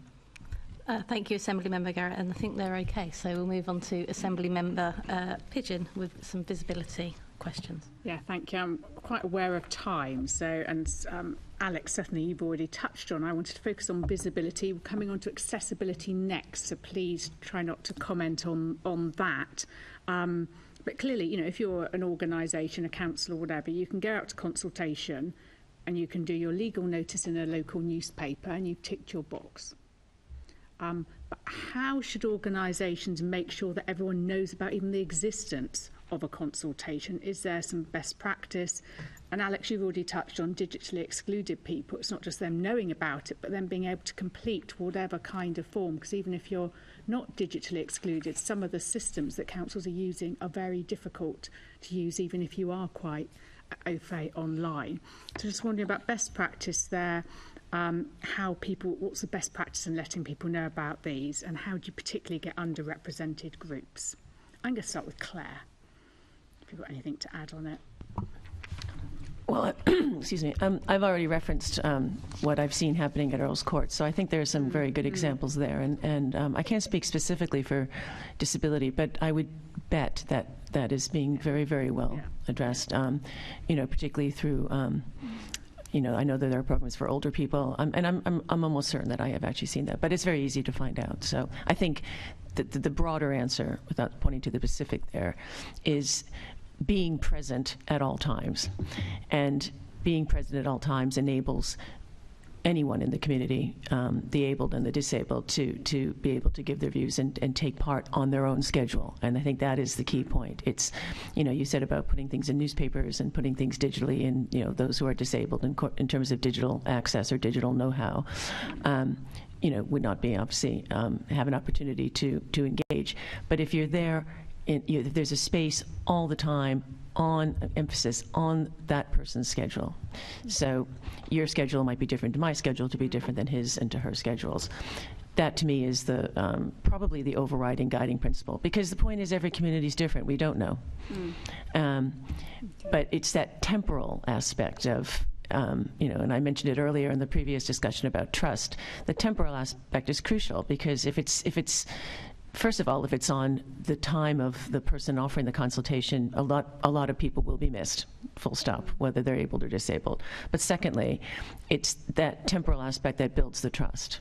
I may not be ready to consult. I may not be ready to engage on your schedule, but if it's always there, then I can, and then I'm included.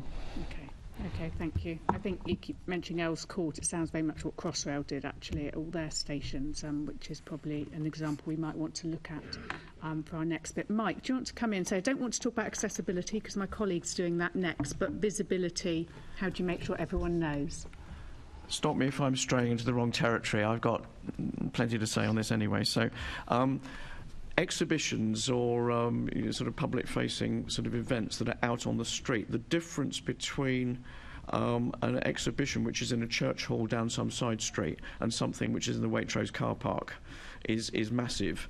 And I've seen on many consultations I've run where, despite all the publicity we've given to an exhibition on the street, I'd say 2/3 of the people who came into the exhibition vehicle said, what's this about then? No idea about, never heard of the project, no idea about any publicity, but it was so prominent they stumbled upon it.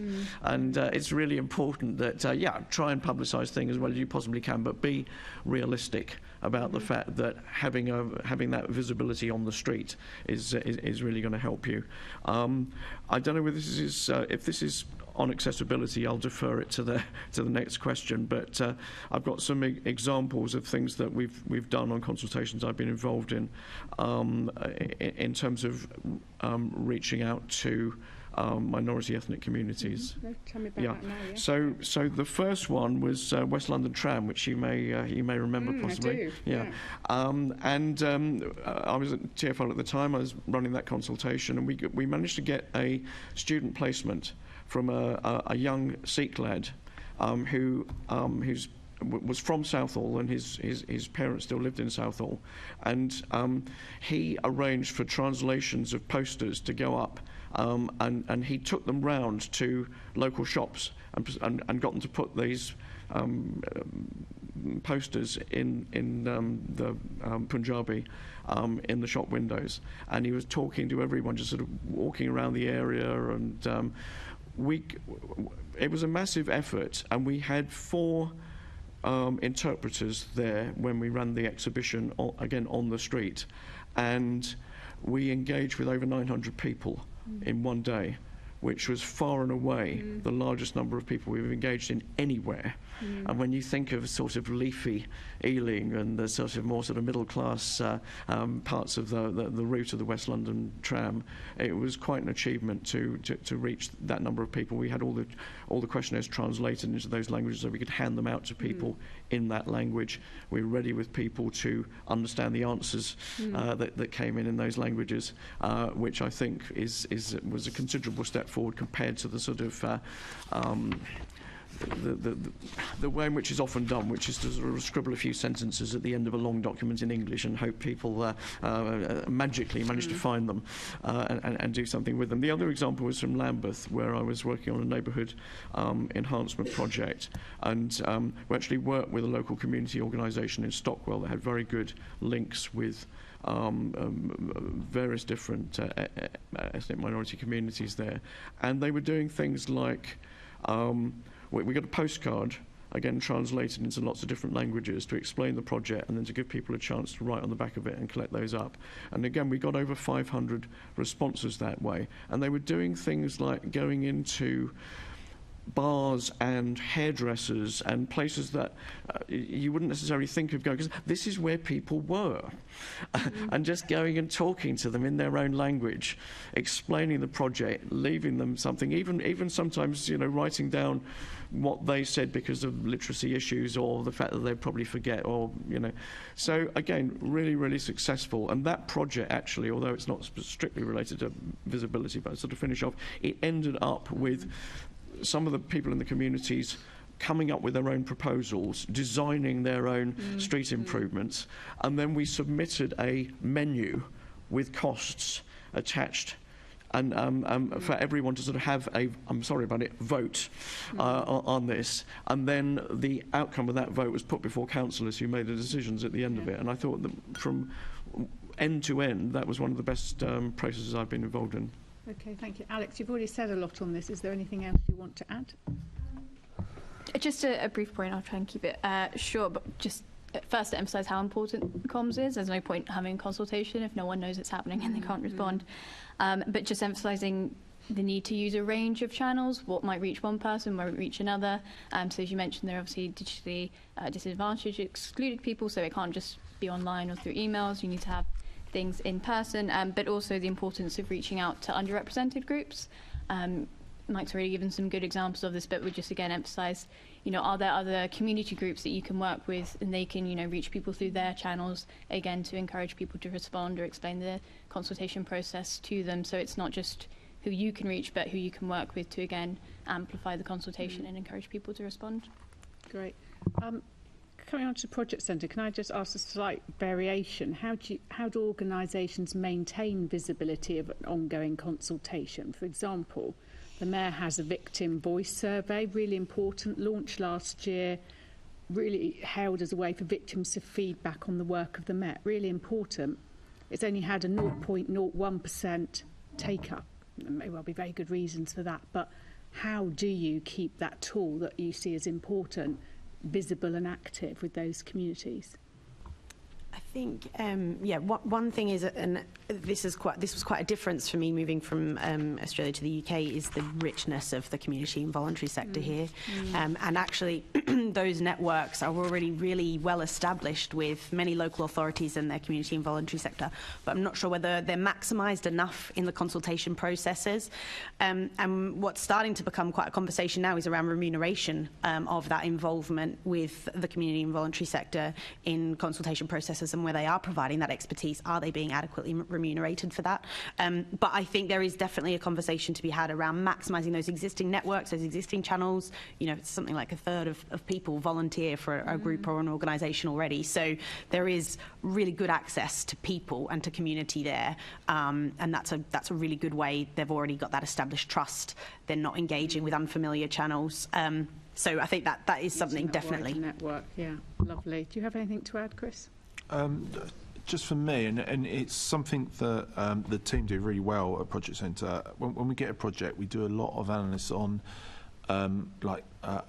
stakeholder engagement, stakeholder mapping that we call it. So we actually look at, what's the demographics of that area or what the project that we're trying to achieve, and we sit down and spend a lot of time at that beginning before we've even decided we're going to put a leaflet out or we're going to go and do this. We spend that time at the very beginning just understanding who the audience is and how do we get to that audience. And that it's amazing how quickly that emphasis on that changes how you actually want to go out to do it. But you just need to spend that time. A lot of people rush straight into, we're going to consult, let's get that paragraph out, and this is what we'll say at the beginning, and this is what we do, without actually doing the first bit and working that what do you need to do the consultation. So yes, it's something that we do. I think we've introduced a lot more with our clients at the very beginning to emphasise it. Okay, I'm going to hand back to Chair. I'm conscious of time. Thank you very much. Thank you. Hopefully, Claire, it's something you can bring in under Assembly Member Russell's questions. Yep. Thank you, Chair. We've kind of touched on. Don't worry at all. Throughout the meeting, we've been touching on the questions I'm going to be asking on accessibility. And so I think the sort of first question, I'll just sort of see if there's anything anyone wants to add that they haven't yet had a chance to say. In terms of what are the actions that organisations should take to ensure consultations are accessible to a wide range of groups and communities, and are there any particular lessons that you've taken from any recent consultations? So don't feel you've got to reply to that one, but I just want to give you a chance if there's anything extra that needs to be said. So I've got Claire and I've got Mike. So Claire first. Yeah, thank you for that. So two things. So Mike mentioned in earlier comments about the role of barbershops, and particularly with the Afro-Caribbean community.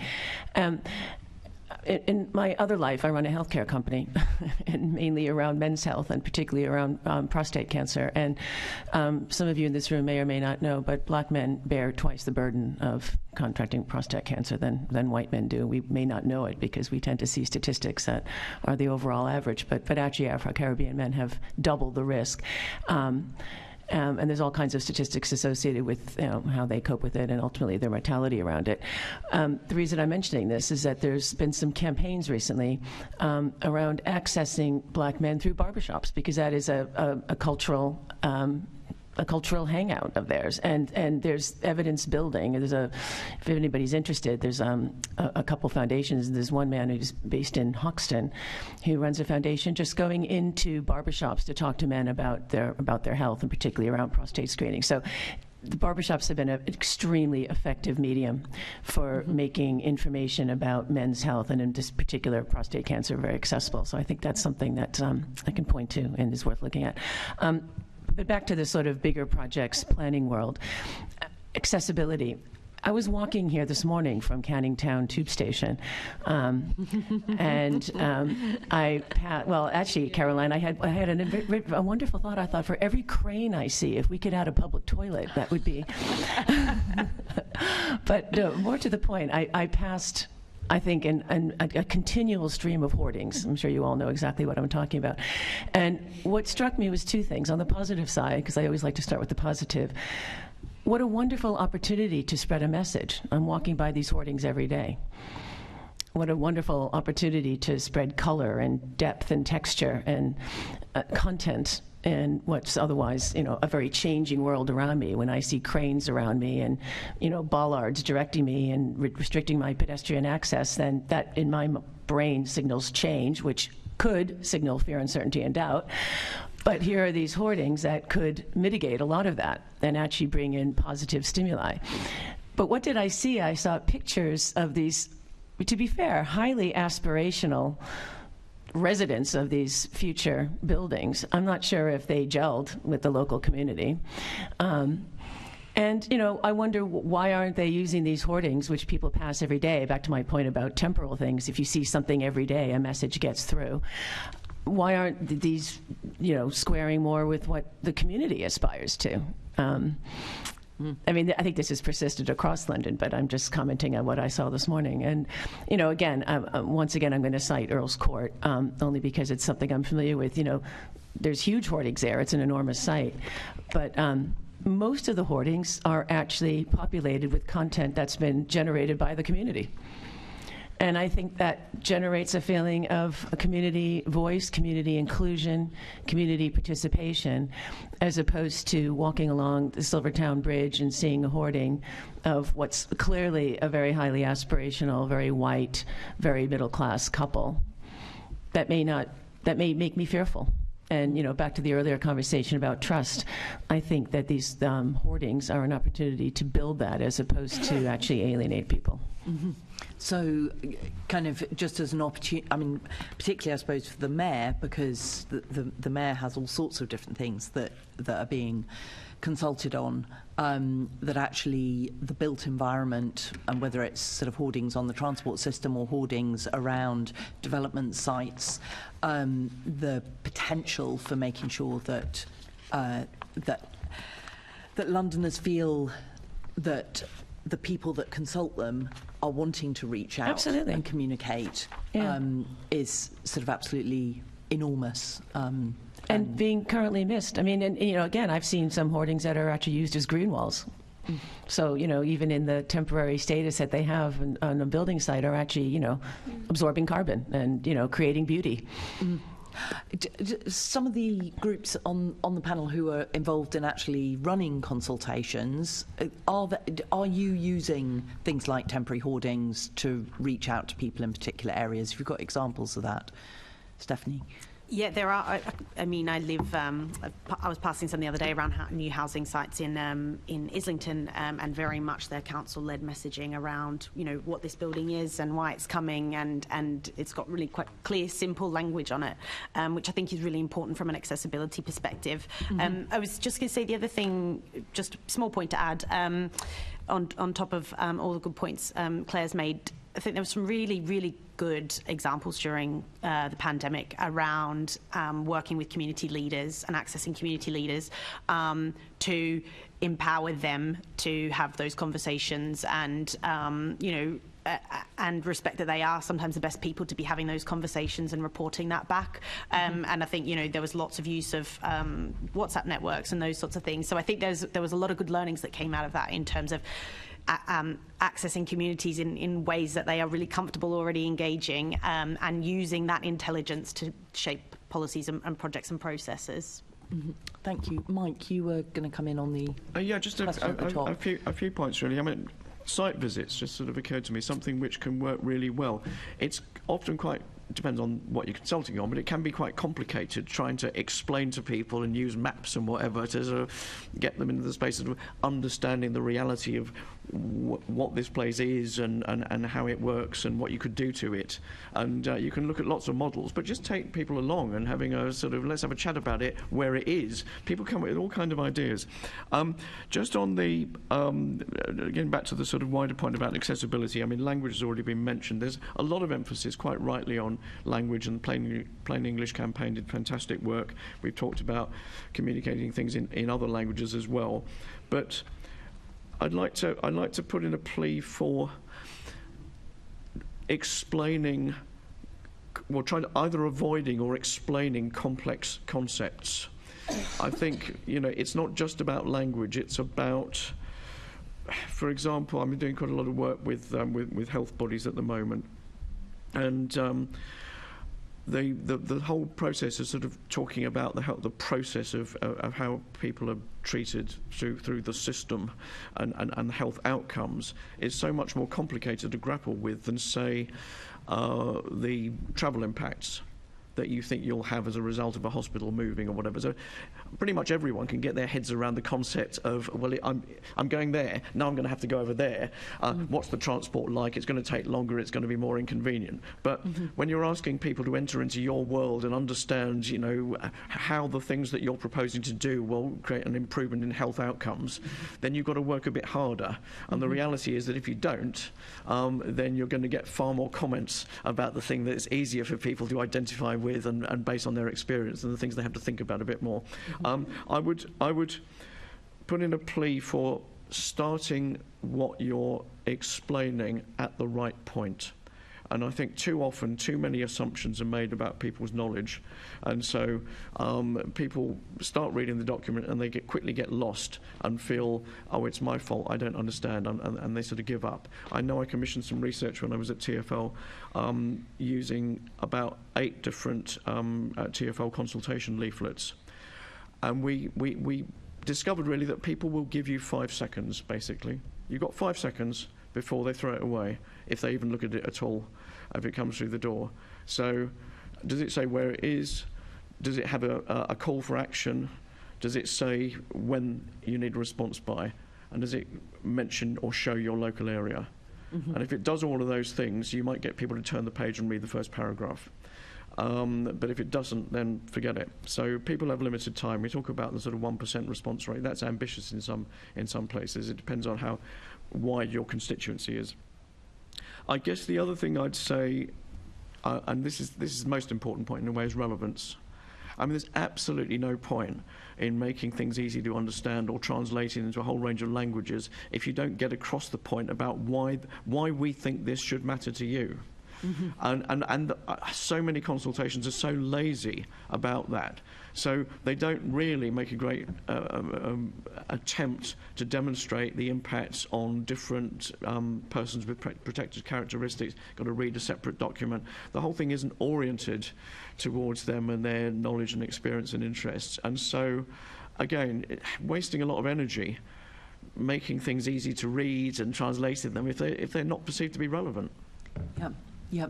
So, because actually that you've literally answered my next question, which was about how organisations can make it easy and efficient to receive and process responses. Because if the consultation questions aren't relevant to the people that you're trying to reach out to, then those people aren't going to engage or want to respond. And it's also about the question sequence as well.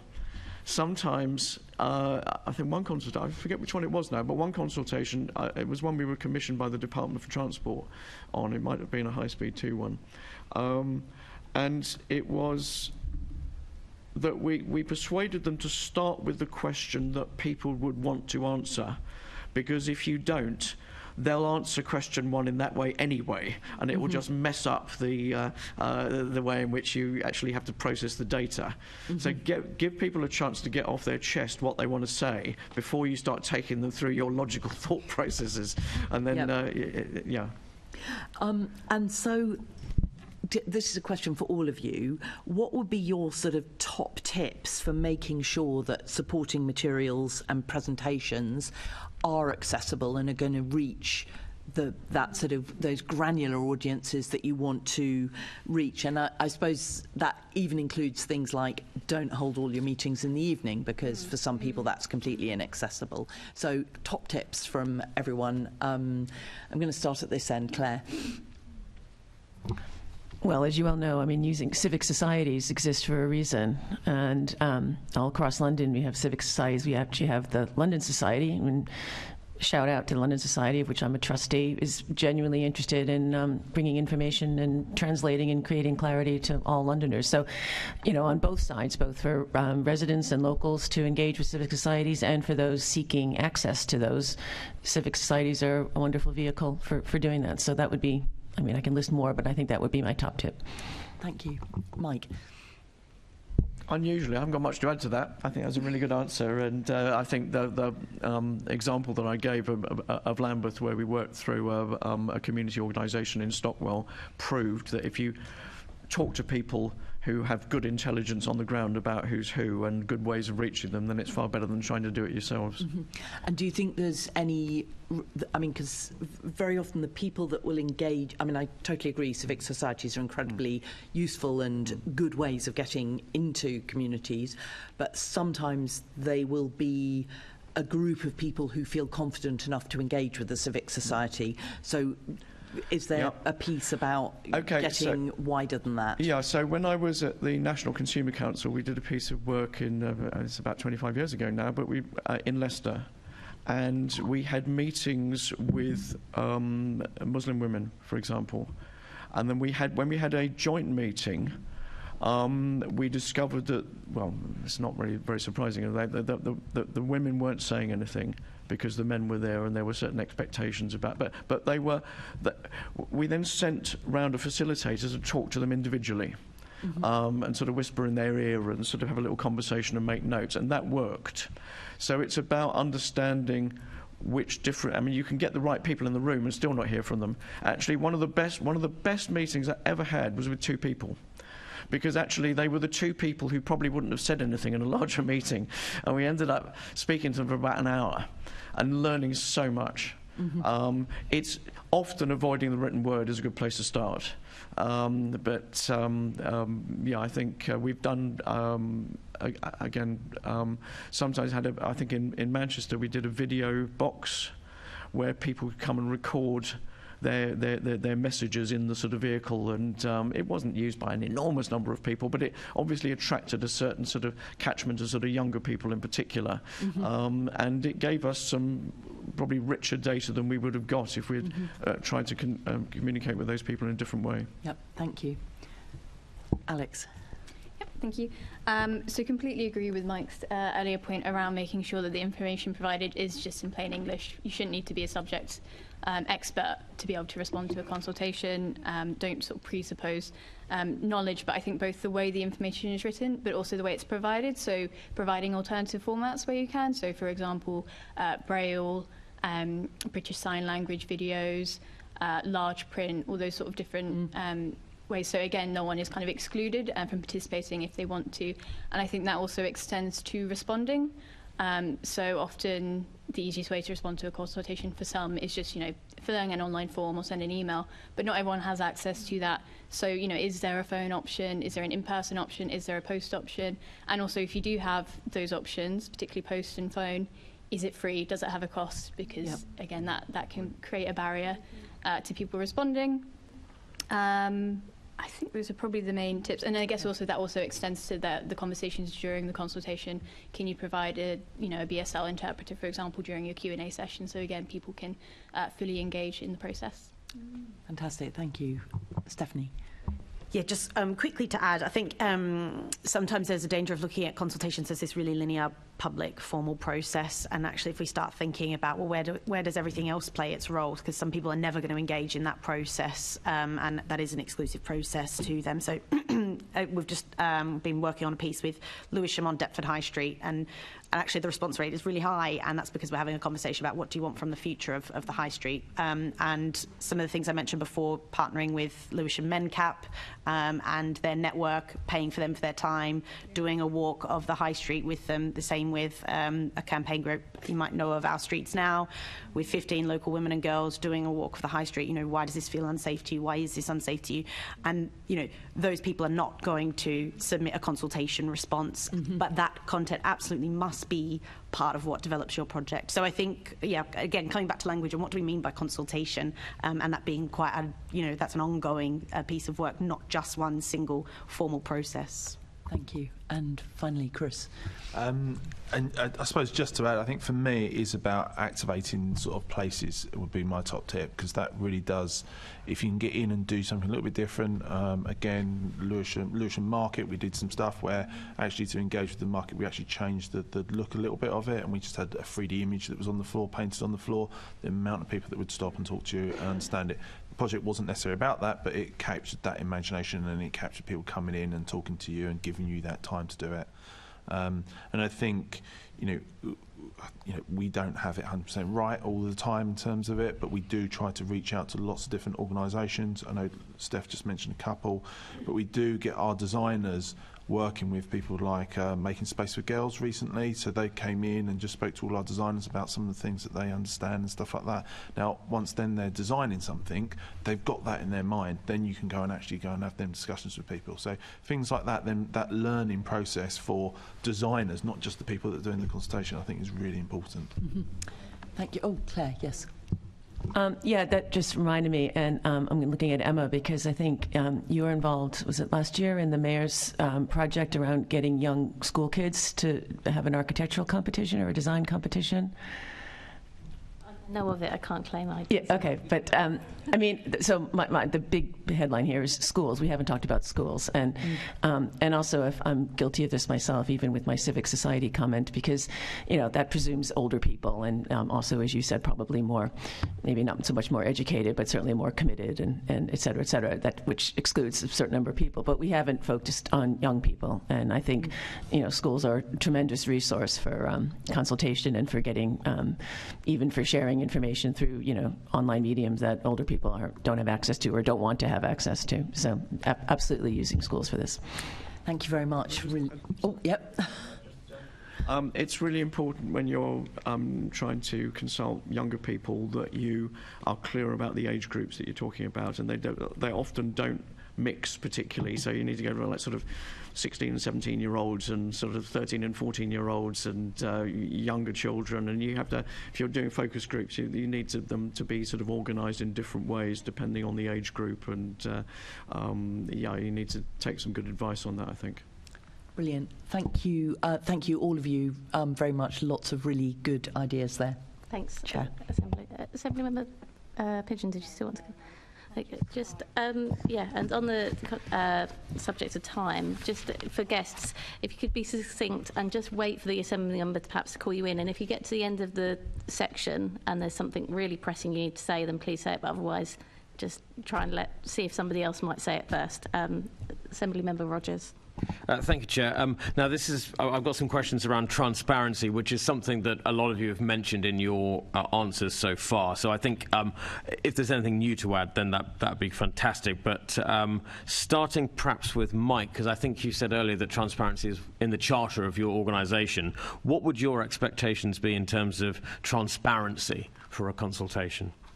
Well, I'll keep it brief. I won't be comprehensive about this, but something we haven't particularly talked about is publishing responses, and so I would expect stakeholder responses to be published, and I would have quite a high bar for any request for confidentiality. I think if you're trying to influence a decision, you should be prepared for the way in which you're trying to influence to be visible to everyone. What would that bar look like? There could be, I guess there could be some commercial annex that might be, so you might be able to sort of publish the response but not sort of something that was a detail. I don't know, it depends. There is legislation around sort of freedom of information with exemptions, and you'd need to look at exactly what that looked like. But I think the presumption should be that you publish, and that the report is much more useful for a report to be quoting stakeholders and sectors and say, this sector and this organisation said this, but another point of view came from another sector and another organisation. So you wouldn't name the members of the public. You might say where they were from, but you would name the stakeholders, and I think that's the additional point I'd make about transparency. Thank you. Coming to you, Clare, any additional thoughts on transparency? Well, I'm going to mention something that, Nick, you're very familiar with. So a key aspect, I mean, you mentioned freedom of information. I mean, I don't think FOI should have to be used in any of these processes. I mean, that's to me a given. But so I think in transparency, in terms of, I'll take a planning application that I'm very familiar with, and is in Nick's constituency, where it ultimately came to the GLA. So this is very relevant to this conversation.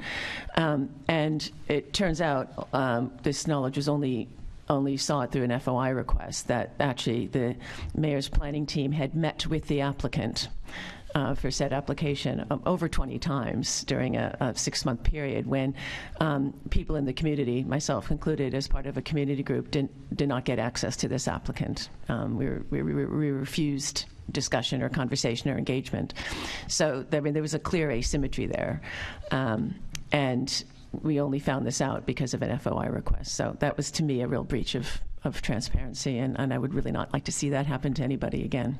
I suppose that duty of transparency it's not just on the authority, it's on the applicant as well, isn't it? Absolutely. Transparency is, however many stakeholders there are, but in this case it was 3 ways. It was the community, it was the local authority, which in this case was the GLA, and it was the applicant. Thank you. To the rest of the panel, anyone have any additional points to add around transparency that hasn't already been touched on? No. Fantastic. My next question then, and I'm going to come back to you, Mike, because you did sort of touch on this in your previous answer. Where would you say the line is drawn between the need to remain confidential and then also what needs to be disclosed to the public in terms of supporting documentation and responses? Did you have anything additional on that? Well, not really. I mean, so the presumption should be that everything is public, and I think you need to not arbitrarily, you need to have, I mean, maybe this comes into your standards that you might develop, some visible rules about, you know, just as the sort of Local Government Access to Information Act 1985 had or has, it needs to be clear that you are applying criteria that are visible in an appropriate way, and people can challenge that. So if there's a part of a response not visible, it needs to be clear that part exists and the reason why it's not visible. Well, otherwise people couldn't possibly challenge it. Thank you. Maybe come to Chris. How do you deal with this in your projects? In terms of how reporting back? And well, in terms of where you draw the line between what you will sort of share and not share. It's a tricky question in terms of exactly what it is. I think from majority of the time, I think we will keep it as open as we possibly can without creating something that will put a respondent in a place that they shouldn't be. And I think that's something that we're very keen on. A lot of our consultations, if we look at when we're responding back, we do try to give geographical locations, so we use sort of like the digital form a lot more now in terms of mapping and stuff, so that we can create areas where people are saying different things as part of it. So that gives us a chance to give more information back that we would have done previously, but we're not pinpointing it to the nearest house. What someone said. So we've managed to create more by the way that we do it digitally now.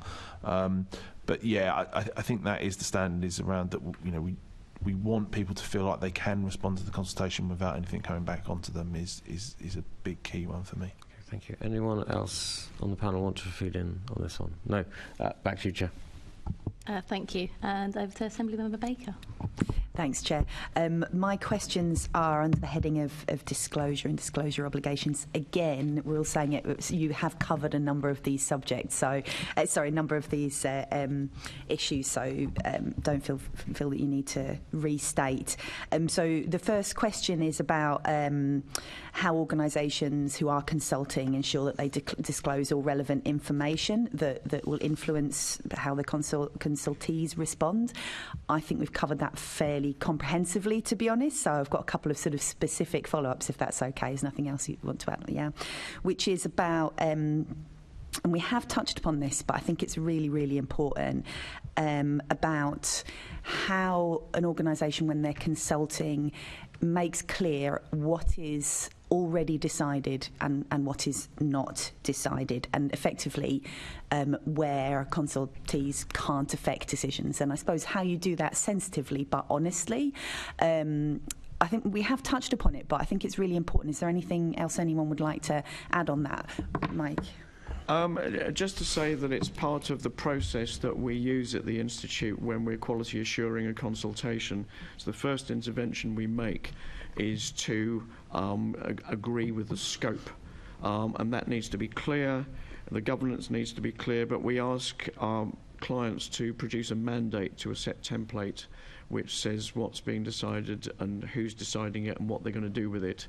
And it's very important that that is followed through into the consultation plan, which is our second intervention, and into the documentation, which is the third intervention. So we would expect that to be on websites and on the one of the first things that people read. Yeah, I think that's what I had to say to that, really. Yeah. Thanks very much. Claire?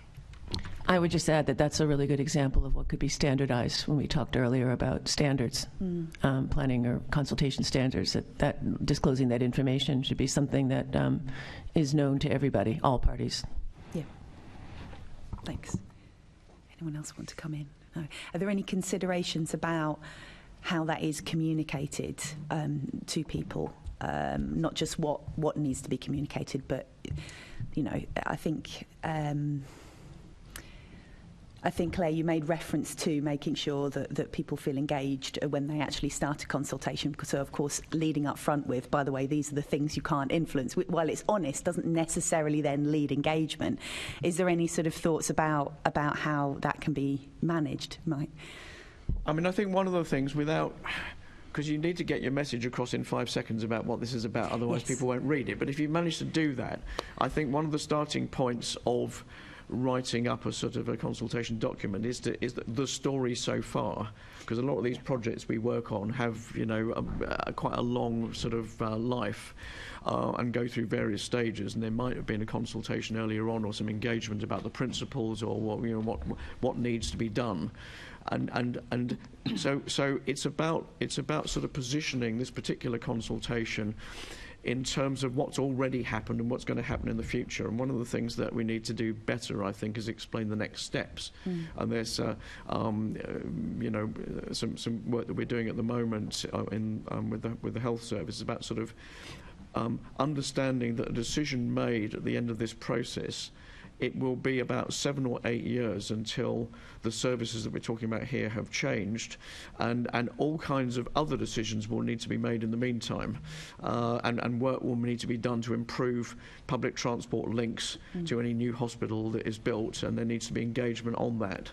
And so it's about people understanding where are we in the overall process of this project, and therefore either people have already been involved in getting us to this point, or there will be further opportunities to be involved in the future, and that's why the focus at this stage is this. Thanks, Claire. Yeah, and of course the framework for all of what Mike just said is the local plan. And in the case of London, the London plan. And, I imagine if you went on to ask the man on the street about either of those two things, most people wouldn't have any idea. But, these are very important frameworks and backdrops. So with a combination of standards, which we've talked about, that, may or may not get developed and implemented by this organization, and local plans and how local plans subscribe to London plan, then that gives people a lot of information to begin to interrogate any kind of new intervention in their community. And it provides sort of a uniform basis for that conversation as opposed to people coming in from left field. So, I mean, there's probably an education and an influencing exercise to be had to ensure that people are, A, know about local plans, and B, are attempting to contribute to them. Thanks. Thank you. Chris. Yeah, and I think just to add to that, I see quite a lot of consultations where I think the person writing or being part of the consultation forgets that they've been involved in that project probably for about 2 years before it gets to that stage where those that they're consulting with haven't been and therefore there's a lot of information that probably will get ruled out for certain reasons or early on, or it's just a very sensible that we need to have this, otherwise we don't see these benefits, or this is the reasons why we're doing stuff. So I think sometimes it does need to come back to the early principles, and I know in projects that can feel painful or a waste of time, but actually to bring people on board, sometimes you do have to reset back to that. And I think a lot of that is about the education of the process and education of your project.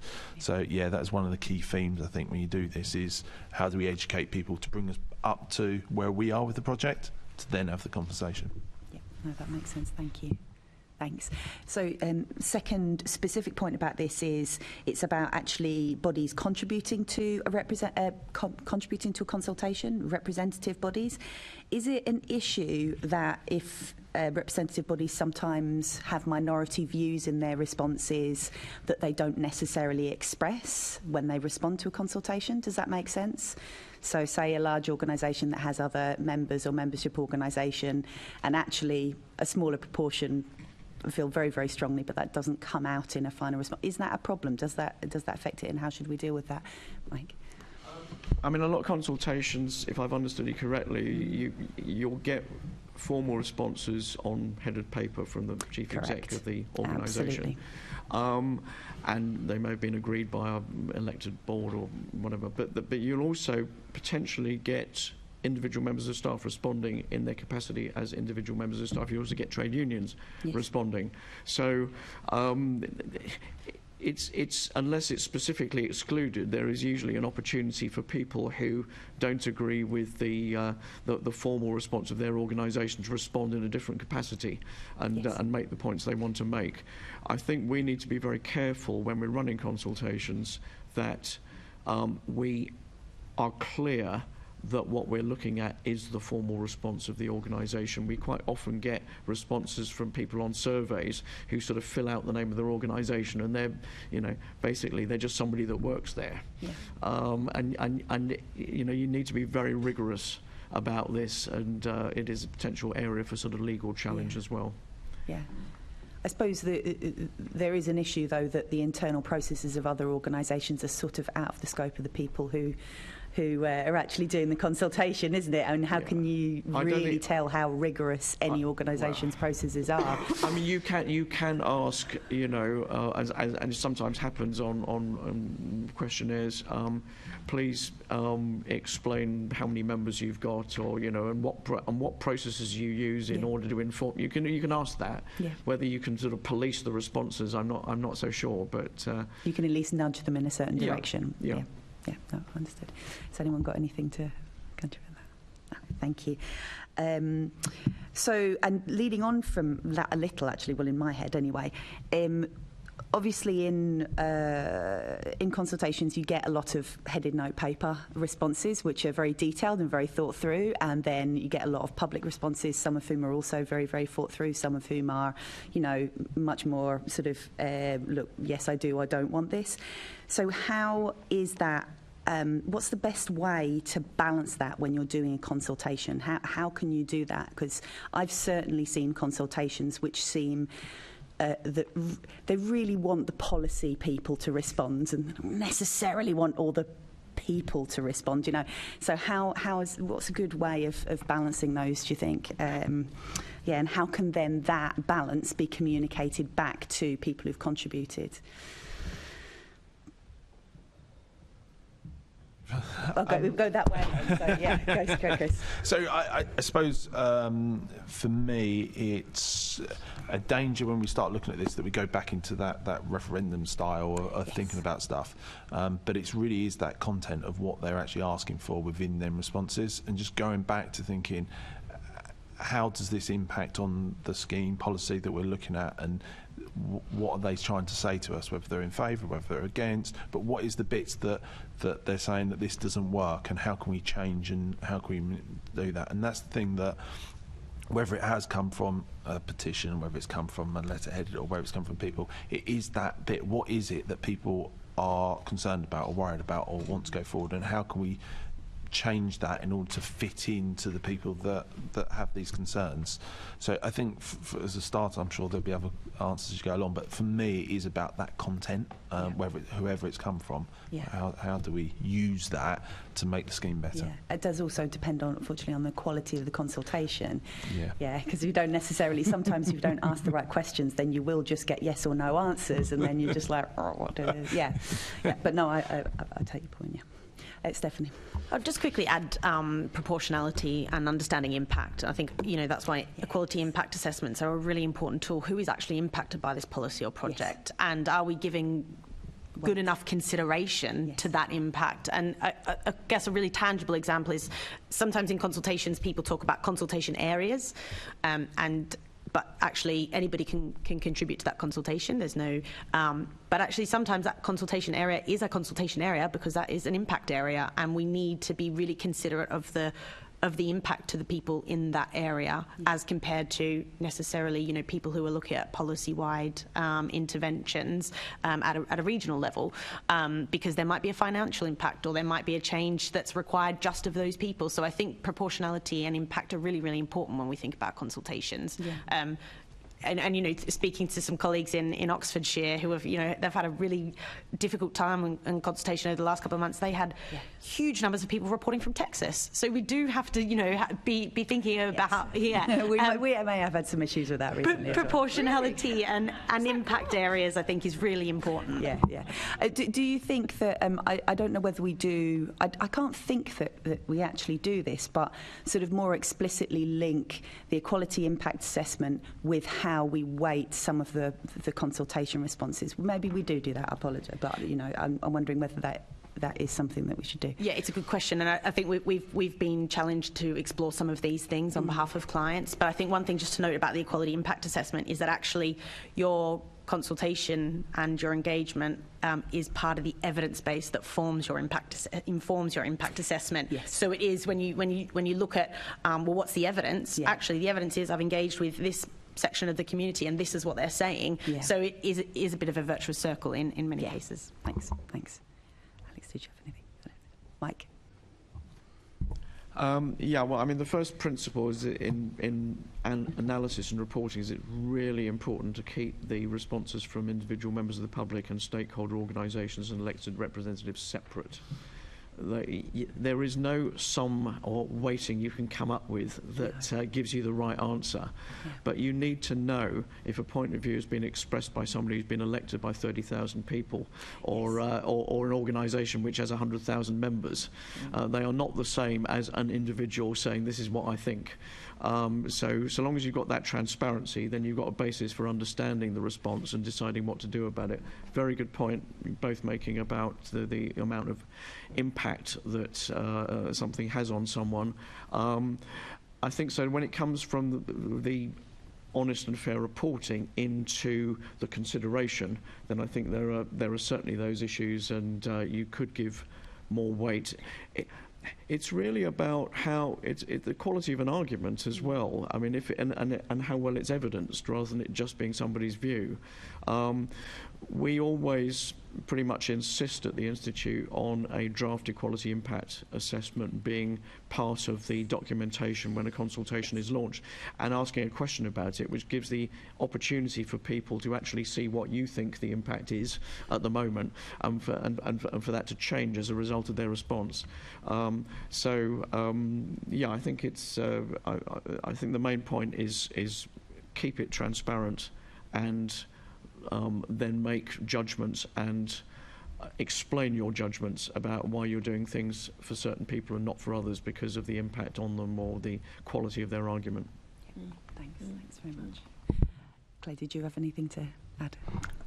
Yeah, I think a couple words have been thrown out here that are really important. I mean, impact being one, and I'll come back to that in a second. But without belaboring the point, it's really important that, you know, in terms of weighting, that is so subjective often, and you know, but it does beg the question of, you know, what is a community group? What is a community? Who stands for the community when they are, you know, challenging or engaging? And, you know, oftentimes you'll find, I'm sure everybody's had experience of this, where the community group that's representing the community actually isn't that representative of the community. And, you know, often their interests, they may be older people, for example. That is often the case. They may be homeowners, for example, when a lot of the community are not homeowners.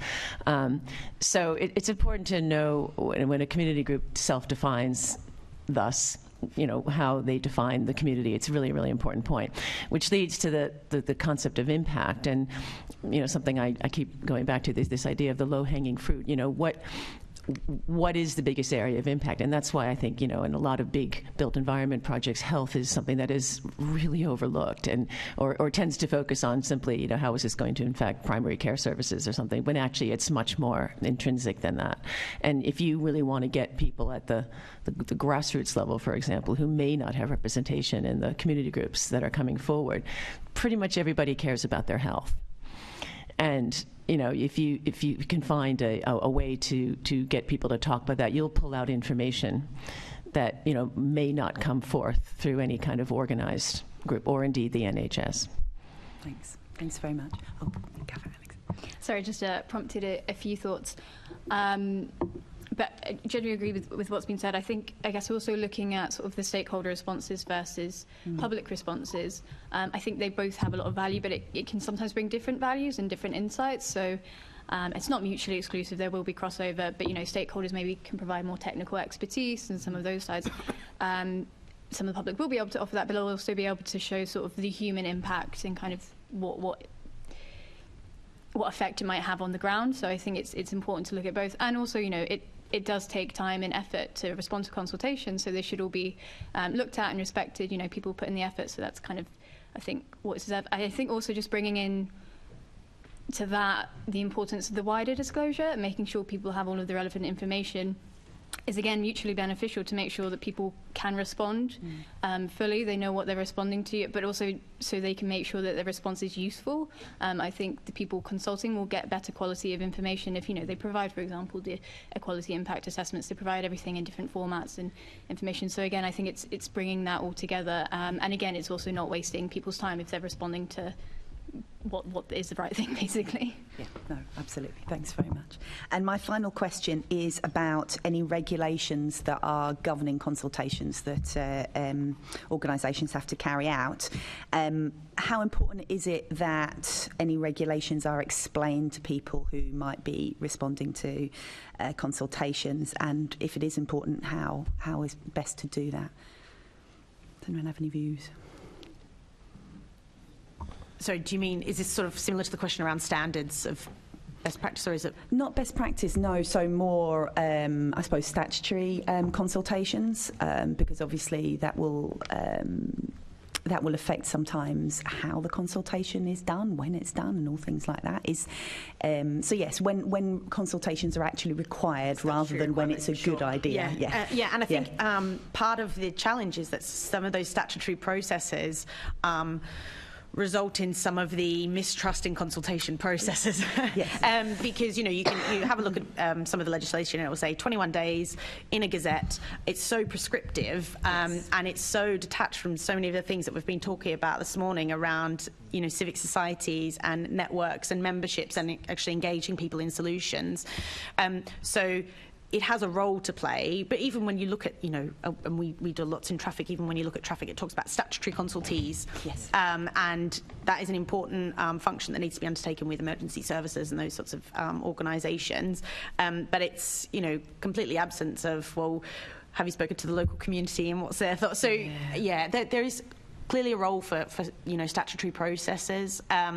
But I think if we are exploring what the future of standards or best practice looks like, do we want to define that as consultation, or do we actually want to define that as what do we want from engaging with our communities on the development of policies and projects, because they could be quite two different things. Thank you. Thanks very much. Anyone else got anything on that, or did Stephanie sum that up? Thanks very much. Back to you, Chair. Brilliant. Thanks, Assembly Member Prince. Thank you, Chair. I'm obviously very conscious of the time. I'd like to ask a few questions of you, Mike, if I may, but you may have sort of covered it, so if you can just tighten it off. How can the GLA ensure that there is a fair interpretation of consultation responses? Yeah, we've been commissioned a few times by government departments and large agencies to help with this. I think it comes back to the questions, first of all, that you're asking in the consultation, and we had a bit of a conversation earlier about open and closed questions. It's fairly straightforward to analyse objectively closed questions and to come up with pretty little bar charts saying, the age, geographical area, whatever, divided in all kinds of different ways. This is how people responded to the question. It's much more subjective how you interpret their responses to open questions. And so there's a whole process of, I would say, hopefully getting an independent agency rather than trying to do it yourself. I mean, enormous numbers of responses can suck up an enormous amount of resources as well, which it can get a bit out of control. And you want somebody who's sort of done it before and can pull in extra resources if you get a larger response or a lengthier set of responses than you're expecting. So So the first thing you've got to do is sort of set up a sort of coding structure, a code frame, and look at a proportion of the responses and say, under, if you like, I don't want to get too technical, but sort of themes, sub-themes and sub-themes, what it is people are saying, capturing the sentiment, whether they're broadly supportive, broadly opposed, neutral, and also whether they're making suggestions. And you don't want to miss a suggestion because you could end up in court if you can't demonstrate that you were aware of it and considered it. So that's the basis on which you then get the information together to write the report. You've then got to sort of merge it all back together again into something that you can try and make intelligible for people. And so you're really talking about coming up with a sort of thematic analysis. And we've talked previously about making sure that we keep the responses of stakeholder organisations, elected representatives, separate from the responses of the public. It's important that there's that transparency. But you probably want the conversation on that point or that set of issues to all appear in one place so that you can get a sense of this is how people in this geographical area responded to it, this is what organisations in the transport sector, the health sector, the education sector, so that you get a picture as sort of decision makers of the various points of view and really crucially who is saying them. And they need to be explained in sufficient depth for you to be able to act on them. And very often, if you get a sort of cheap and cheerful analysis, you get tables of broad themes, but you don't actually know what people were saying about them. You just know that they were talking about that thing, which isn't terribly useful. So we're always encouraging clients to make sure that the detail and the nuances of the points are there. And because if not, then how do you demonstrate conscientious consideration, which is gunning for? How do you write up a report? Even if you weren't going to be legally challenged, how do you understand it in order to know what it is you're responding to and trying to accommodate or explain why it can't work? So is that as a starter? Yeah.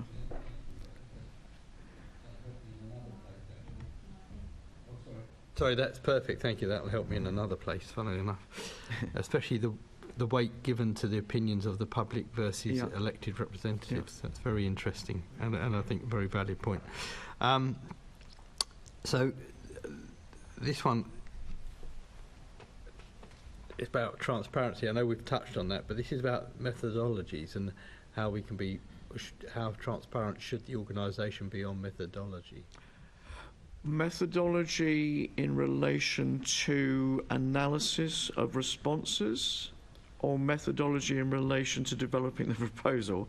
I think it's both, actually, because I mean we've had an example of where there's been a real question mark about who was consulted when, who was encouraged to do what when. I'm not going into the detail. Yeah, I mean, I think you need to disclose your evidence base.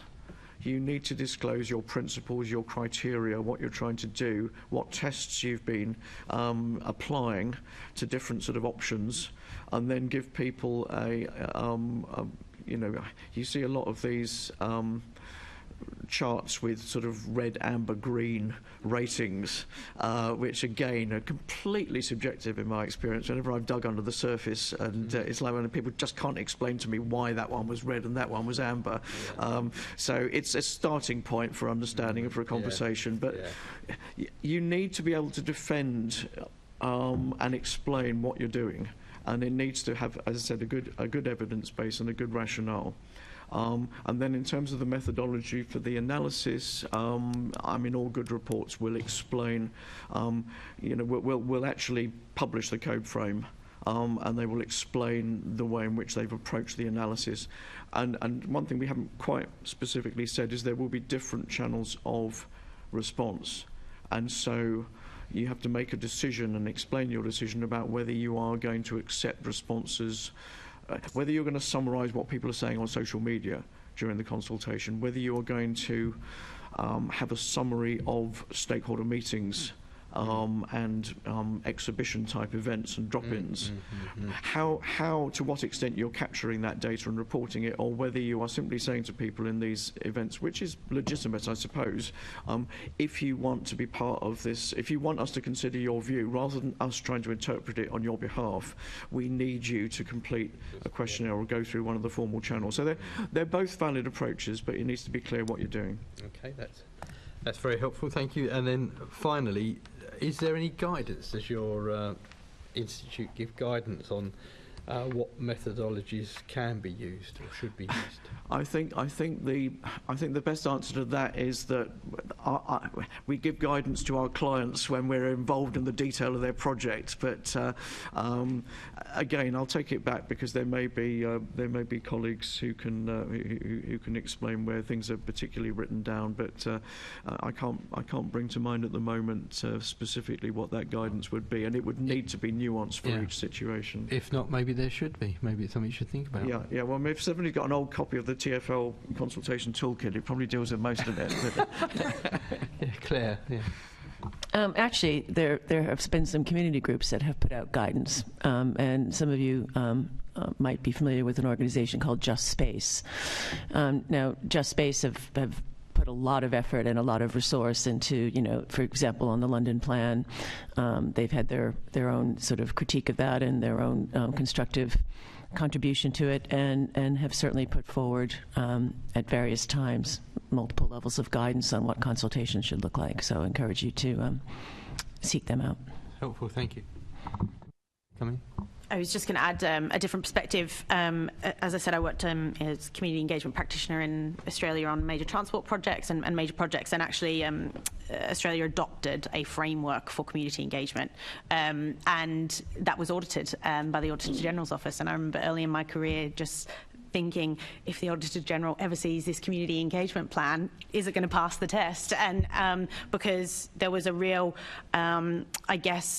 importance placed on that process. So yeah, I think there are, and there are lots of models across the world of community engagement, consultation. There are loads of them, and some places do have quite rigorous auditing processes of that. Thank you. That's fine for me, Chair. Thank you. And I guess I promise there is light at the end of the tunnel. There's just for you, not for us, unfortunately. But there's just a couple of questions more from Assembly Member Cooper. But like the rest of the briefing, apart from two questions, it says I'm to address them to all of the panellists, so it could take another 40 minutes at this rate. I probably won't be... I mean, we're only halfway through the agenda, of course, so we've got another 6 items after this. Do feel free to stay for the next 6 hours of the meeting. Just coming back to the consultation report that comes out afterwards, what do you think a good consultation report should include? And I'm advised that I'm asking that of everybody, but I'm going to see who wants to put their hand up first. What do you think should go into a good consultation report? Okay, Mike is... I seem to be going first a lot, but nobody seems to be jumping in.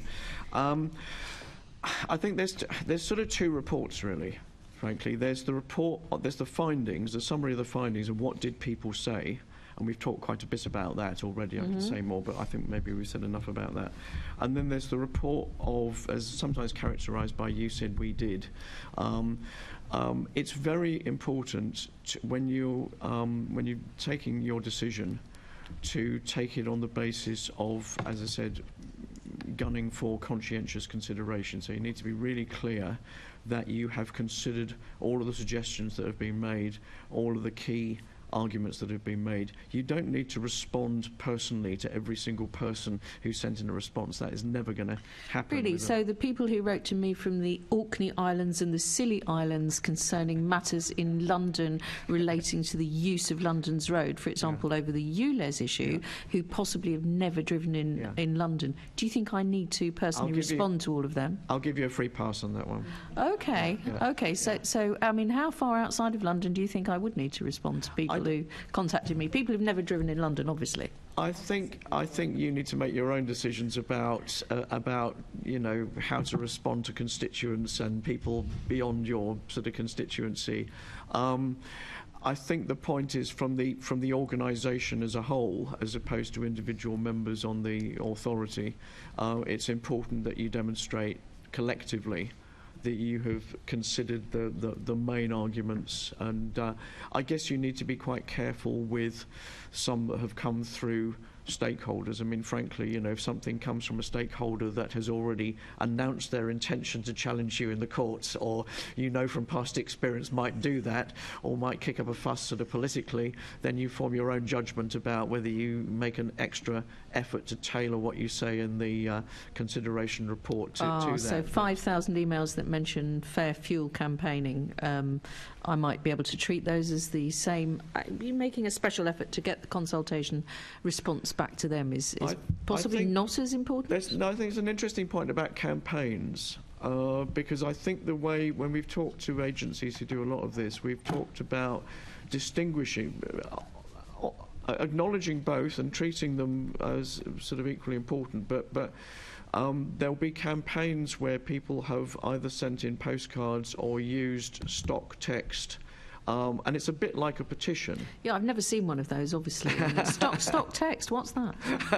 It's a bit like a petition, and so it's completely valid, but it's also useful information to you to understand that 2,500 responses came through that route, and another sort of 1,800 responses came from people sort of without being sort of associated with a particular campaign, working out their own answer. It's not invalid to be part of a campaign, but it is interesting to know that. Yes, it's quite interesting to see which route people choose, but I think my question here was about the consultation report and really how important it is for us to get the report back to people who've possibly been excited by the subject through a sort of a campaign, who aren't necessarily as close to it as others. I think one of the things that consultors often forget to do is to use the opportunity when they launch the consultation, in the consultation document, to say how they are going to account for their decision and how you can get hold of a report, and if you want to express your interest in receiving a copy of the report, to tick this box on the questionnaire or whatever. So otherwise, very often it's like, well, we will be making a decision within 3 months or 6 months of this, and you know, keep your eyes peeled, you might find out what happened. So I would strongly advise the former approach rather than the latter. So which brings me on to the next question, which I'm going to point to you, but I'm also going to point to others as well, which is how long after a consultation has taken place would it be best practice to publicise or produce a publication that says what the outcome? I think the government and of course, for politicians, this is something that comes up all the time, because we're consulting, you know, or not us, this building or the councils that we're, you know, where we cover, and people write to us continuously. I'll just give you a for example. Someone wrote to me and said, "Well, where's the report on the emergency traffic order? We've just so you can change the use of a road and put in cycle lanes, always controversial, and you can then consult people during the first 6 months while it's installed. The first 6 months ended in the middle of October, and someone has literally just written to me and said, where is the report?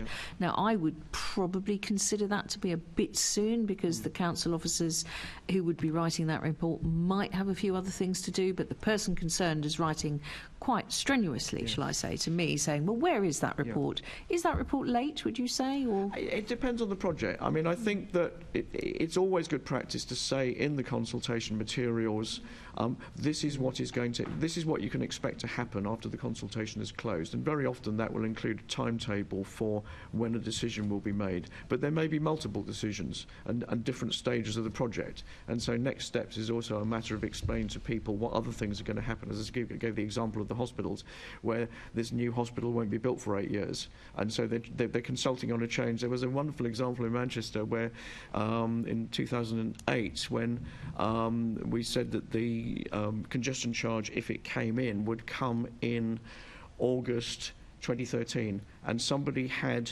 misunderstood this as it's coming in at 13 minutes past 8. True story. Fair. And I think that's a really good example of the completely different mindsets of ordinary members of the public and organisations that do sort of long-term planning. It's very difficult to get people to appreciate how long things take, how difficult they are to finance, how many approvals that are required. You know, if you're building a tram system, you've got to dig up the road and sort of move the utilities if it's running along the road. So many things. You don't want to explain it to death, but you do want to give people some indication, as I said before, where you are in the process. This is the problem, though, isn't it? Because in the letter that you send out at the beginning, if you want it to be accessible and transparent and clear and engage people in the process, you maybe don't want to put in a huge amount of detail about what is going to happen when there's 6-month trial or the consultation period, which in this case happens to be the same, has finished. And so... Well, even if you don't put in the detail, if the one bit of detail they might want is when's the report going to come out, then... think that through in relation to the things that you know you need to do and how long things are going to take. Allow for a larger response than you might think you're going to get in case you know the resources issue of analysing it and writing it becomes more challenging than you were expecting. But usually there will be committee dates and things which are set in advance, and you'll have to meet those, and some of those are driven by... Which is exactly the kind of answer I've given. I don't know exactly when it will go, but it will have to go to a committee, and so that's what I've said as well. You can't expect to know what the outcome of the consultation is 5 minutes after it's finished. It will have to be. It will be brought to a committee as a report.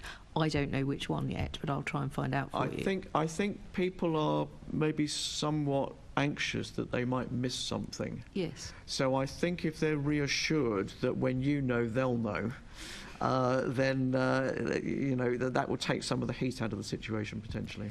Do you think it should be part of the statutory process when we're involved in statutory consultations to inform people how the consultation results are going to be used in terms of informing a decision?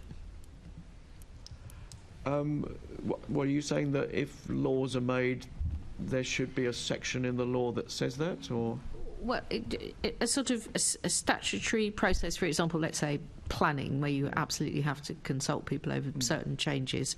Do you think at the beginning you should explain how the consultation results are going to be used to inform the decision? So if people submit a comment after they've received a letter about a planning issue, should there be an obligation to then say, and your comments will then be reported to the planning committee when it makes its balanced, non-prejudged decision? So a specific example of how to handle late responses, maybe, because if your consultation closes a particular date, then it's only reasonable to say, well, that consultation is closed and we're analysing the results. But I can certainly think of examples where stakeholders, statutory consultees, have responded after the closing date, and it just seems a bit less stressful to sort of say, well, we'll label that as late, but we will write it up and consider it.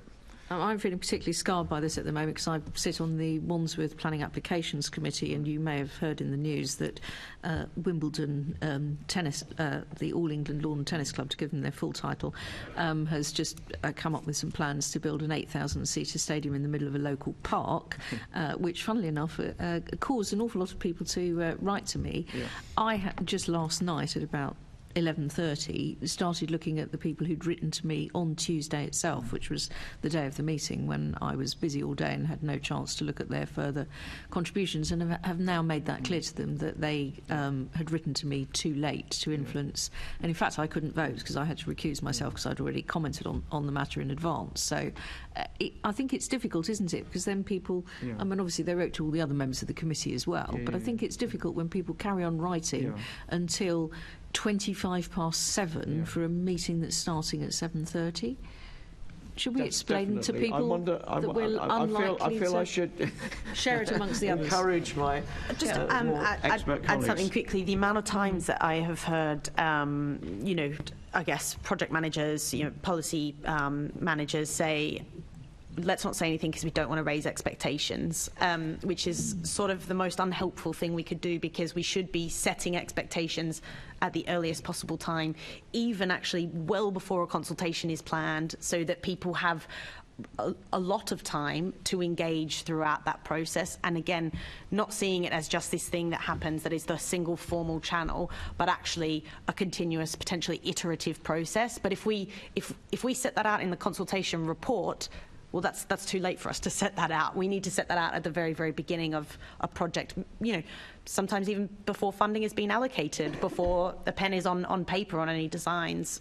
So I think that's just something that and I would probably feel really hesitant around legislative requirements, because I think that's sort of part of the problem that we're in, is because a lot of the time people can say, well, I've met the statutory requirements. It was 21 days, it was in the Gazette, and I let all the statutory consultees know. So is the avenue for it legislative, or are there other avenues that, you know, that we potentially need to look at? So what would you consider to be the best routes then for publishing the consultation outcome? Does this come back to some of the discussions that we were having earlier about how do we make it more accessible, more transparent, bring in members of the community who perhaps, because then at that point we might also be informing some people who didn't notice the consultation about the outcome, who might then be furious because they didn't respond to the consultation.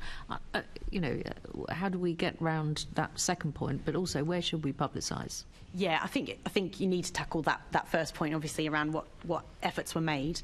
But we used to have quite a lot on a particular project or a policy or whatever that engagement or consultation was on.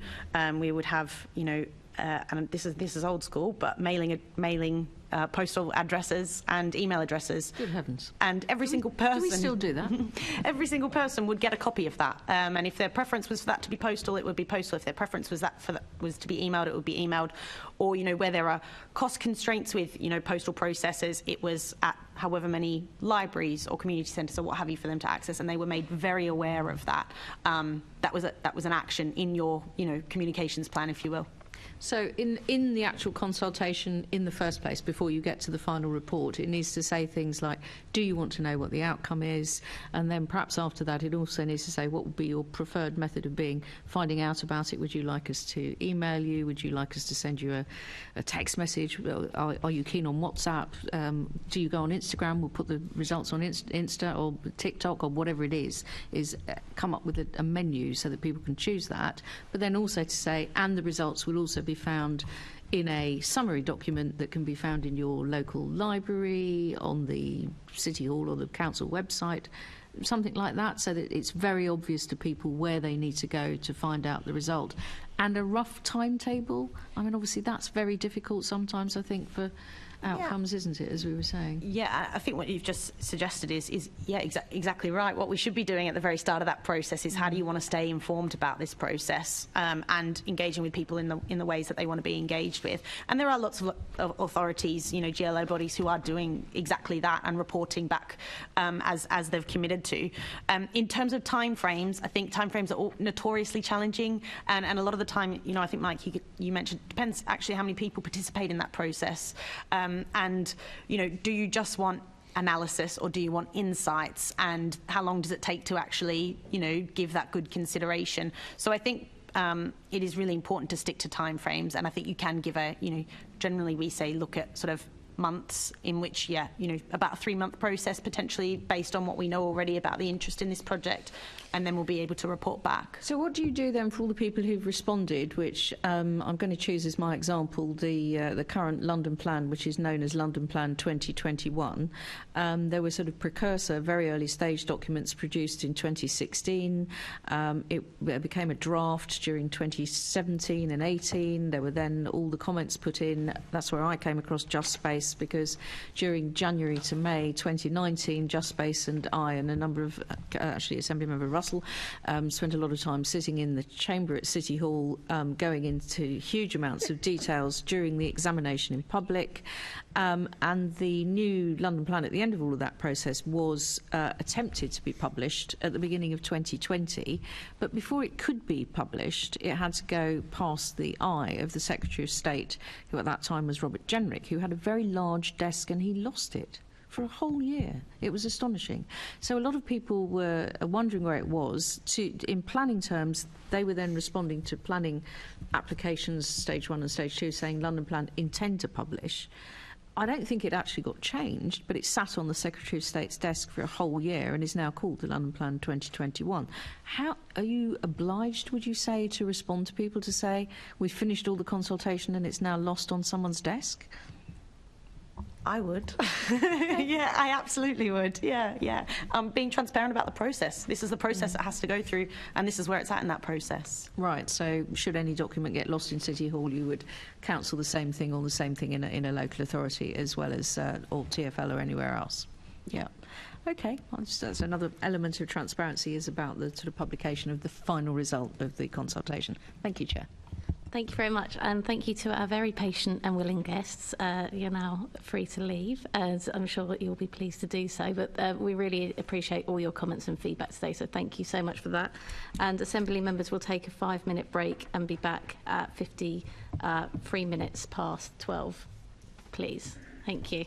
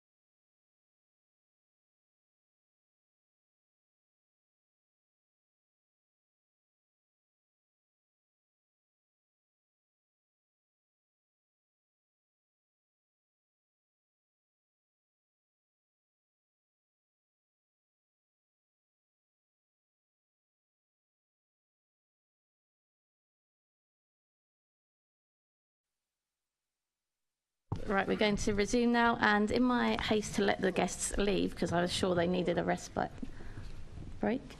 We are core, there's 5 of us. Okay. It's 5. Yeah, crack on. 6 members. It's 6 for this. Oh. Oh. Sorry. If I leave, decisions. Well, we're not, yeah, well, we were going to note and delegate, so. So we do have to be core for that.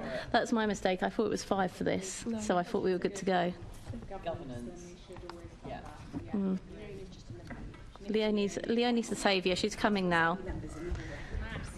Thank you. They're in the room so they can hear. So can I ask the committee to note the report as background, to put in questions to the invited guests, and note the subsequent discussion, and delegate authority to the chairman in consultation with the deputy chair and party group lead members to agree any output arising. Thank you. And moving on to the GLA food policy work and London Food Board. Jeremy, I don't know if you wanted to just say a few words. Yes, thank you very much, Chair. So, in brief, the report before you describes some of the changes that have taken place with regards to supporting the work of food policy and the Food Board.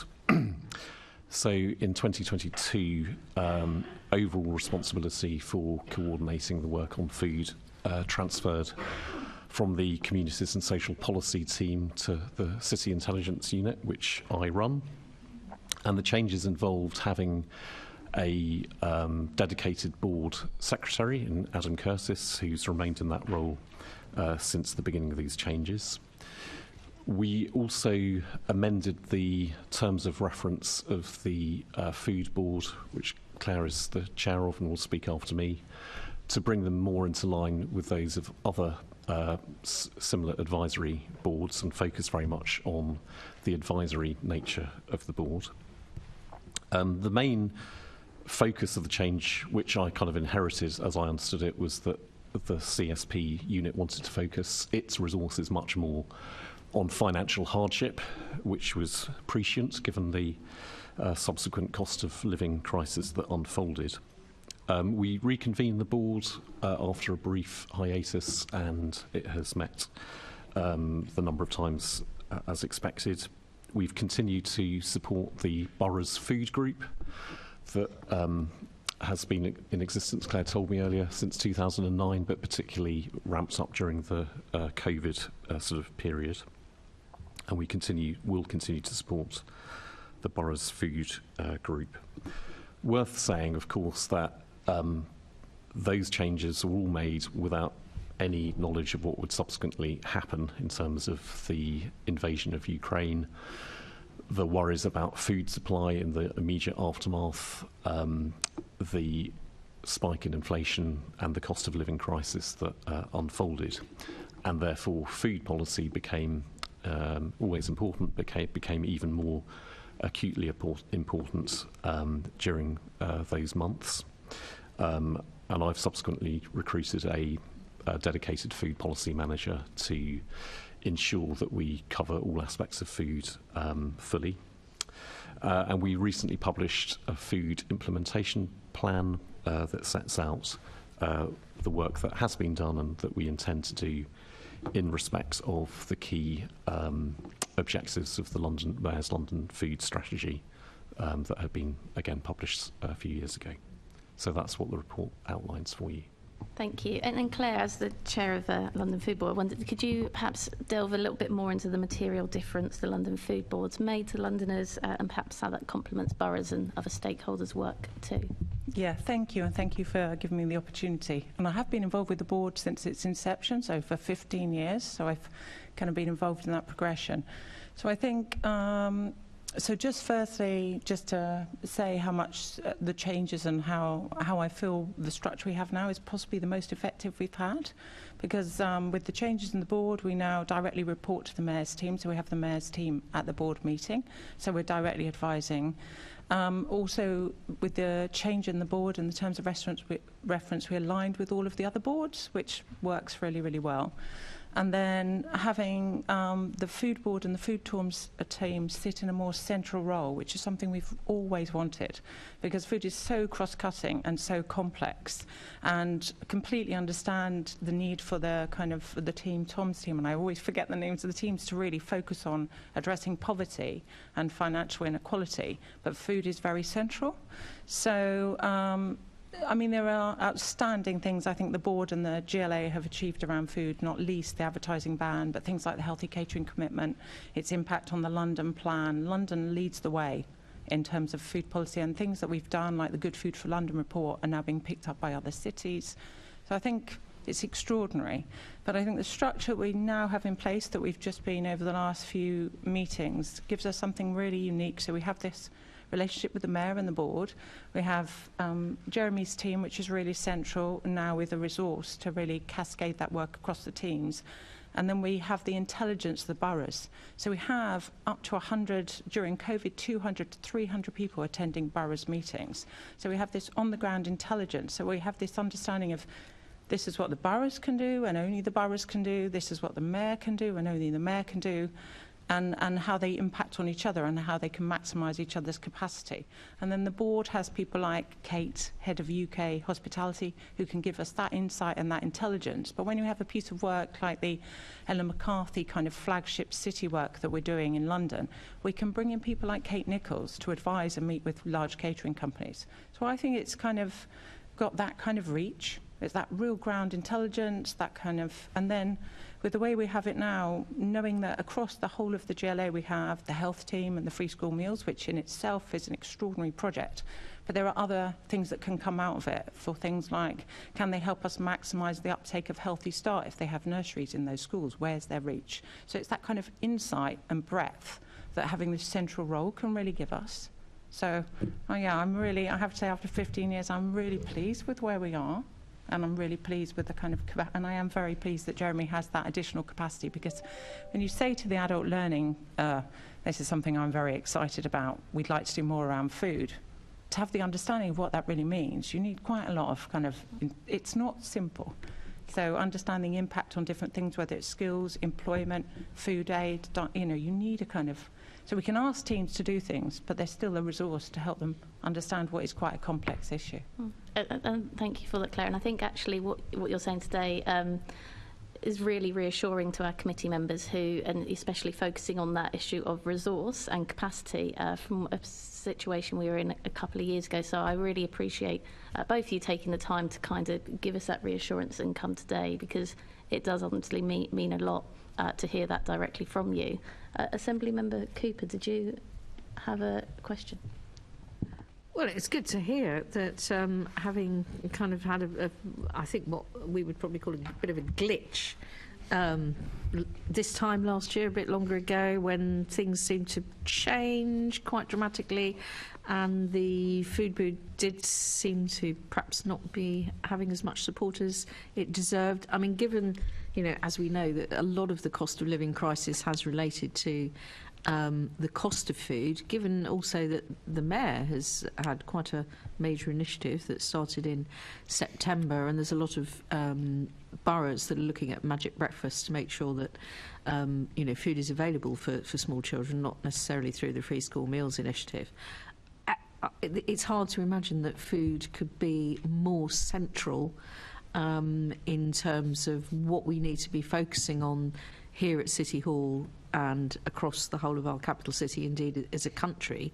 I can't remember, was it Joseph Rantry who said there are many children who are now living in destitution, which is quite shocking considering we're a G7 country, that there is this sort of big divide. So I'm really pleased to hear that you're saying that this has, so perhaps out of a somewhat more dramatic change that didn't seem to be working out perfectly, my only concern would be the loss of knowledgeable staff, because obviously some people did leave. Is that still a problem, or are we now just in a positive space to take this forward, given the importance of the issue? So we have retained expertise. I think that's what I can say in our food policy manager. So who brings, you know, many years of experience in the food sector. So I don't think that is a problem. We are reduced in terms of the total number of people. You know, there used to be a food team, whereas now there is one food policy manager. But having said that, part of my role is to ensure that food policy, and one of the reasons why I wanted this position to report directly into me, is to ensure that food has the profile and priority that might otherwise be lost. So, I mean, from my observations, the connections with other policy teams, particularly health, environment, communities and social policy, obviously the Universal Free School Meals team who have been implementing work in that arena, are very strong. So I've seen no sort of problem of connections being made. But if ever there were, then obviously I would try and step in. Could I add? Do you mind? So with the structure of the food boards since the kind of change, we have all those teams coming and presenting their work. So instead of having, actually, and one of those is someone from the old food team who's doing a lot of work still in that team that I always forget the name of, and presenting. So there's a number of regular attendees to the food board across those different. So in a way, I feel like we have more of a team, and some of that definitely a lot of that expertise retained. Yeah. Thanks very much for that. We're planning to look at food, as the Chair will know, as she's in the programme of work for all the committees, but the Environment Committee is planning to look at food and its sustainability. So either one or both of you, hope to see you soon there. Thank you, Chair. Thank you. I also have the pleasure of being on the Environment Committee as well, so hopefully I will see you there as well. I would just ask one final question, is how do we secure the longevity of this successful arrangement now? And this good place we're in? Yeah, I mean, I think the GLA kind of team outside of the board have got this institutional knowledge, and I think where it sits now within a strategy team is really good, and hopefully will be retained because it has that reach. We're directly appointed by the mayor, and so we will be in place until 6 months after his term. But so far, all mayors have retained and understood the value of the food board and food in London. So I really hope any incoming mayor would recognise that and value it. They may change the chair, they may change, they may go out and reappoint, but I hope they will retain it because I think it's been really demonstrated. But I think the institutional knowledge within the team at the GLA is really, really, really valuable. And there are a lot of very long-serving staff that understand that, including people like the people that work on the London plan. They really, really engaged in food, but obviously now health, environment. So I would hope, and then with it sitting within a central team, that it will be retained. But obviously we'd like to stay for another 5 years. We'll see.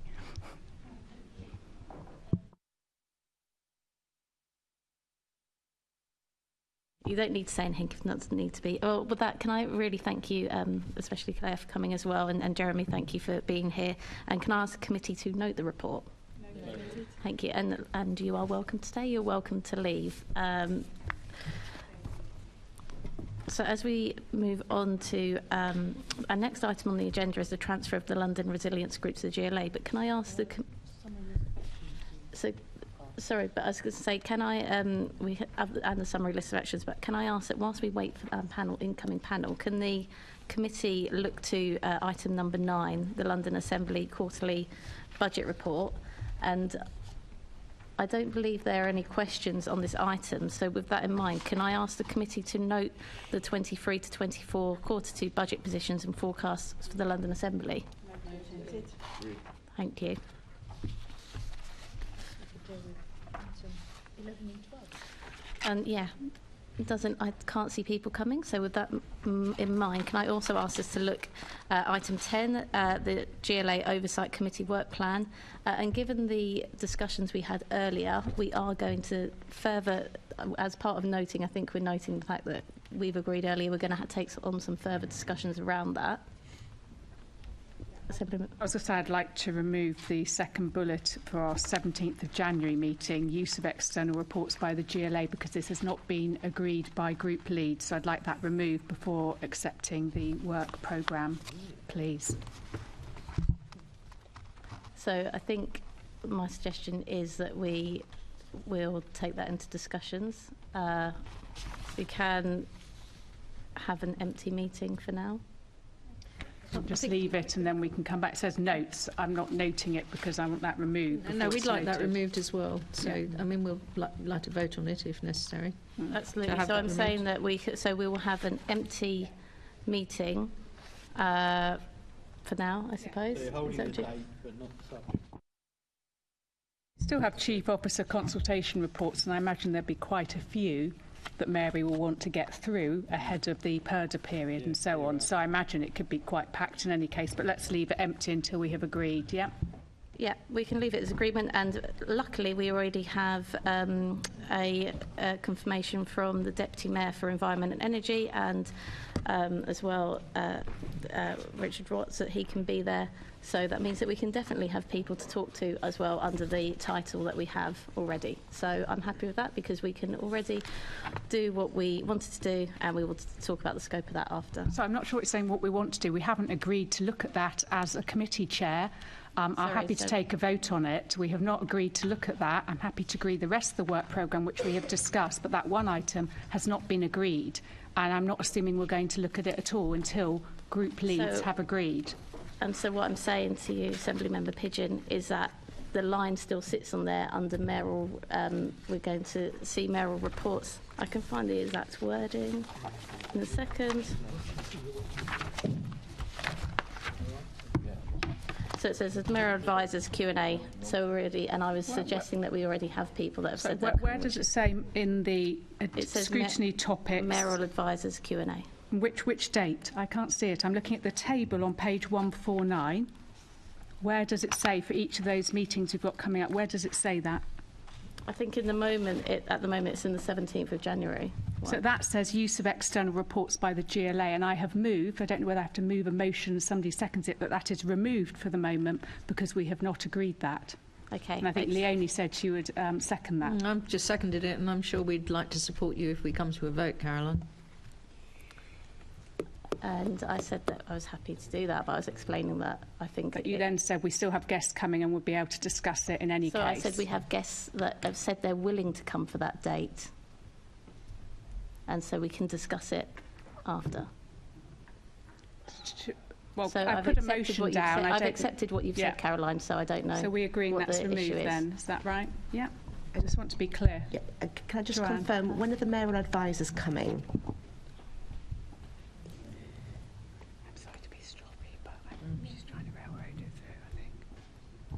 Sorry, I think I said that I accepted what Caroline said, and then we seem to have circled back and back, even though I said I accepted it. Yeah.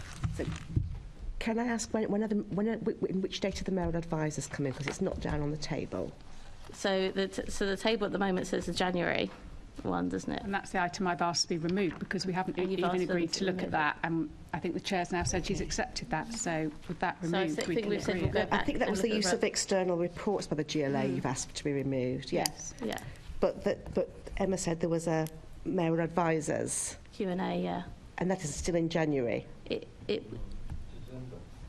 Well, it was going to be moved to December, so I'm asking. But I thought that Caroline didn't want that bit removed. I think it could still stay in January. The reason I asked. Sorry. I think so. Now so you're right to raise that, because I think there is then a confusion because Caroline's asked for the external reports to be removed, which I agreed. But then are you also saying? Because external reports is the issue of Shirley Rodriguez and that consultation which you suddenly talked about at the pre-meet, which had not been discussed with me as a group lead and agreed. Yeah. So I think Emma's agreed to take out use of external reports at the GLA, so I think we've agreed that. I think the second thing is originally the remaining mayoral advisors you hadn't talked to yet were going to come to January, but there was an original proposal to perhaps bring some to they were still into December.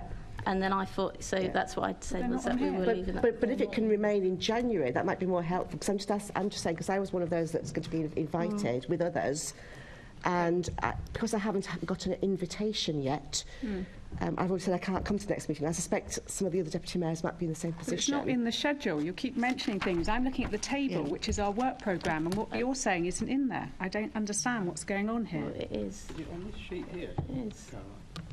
I'm looking at the page 149, our scrutiny I'm going to suggest that we defer this until we've spoken to our guests and come back to it after, and then people can go through the list. Conservative briefing you've got there. That would be helpful. Yes, okay. Perfect. Well, we were making such good progress. I did think that might happen, which was why when Assemblymember Cooper suggested that, I thought, this is a risk. But anyway. Okay, coming back to the item number 8, transfer of the London Resilience Group to the GLA.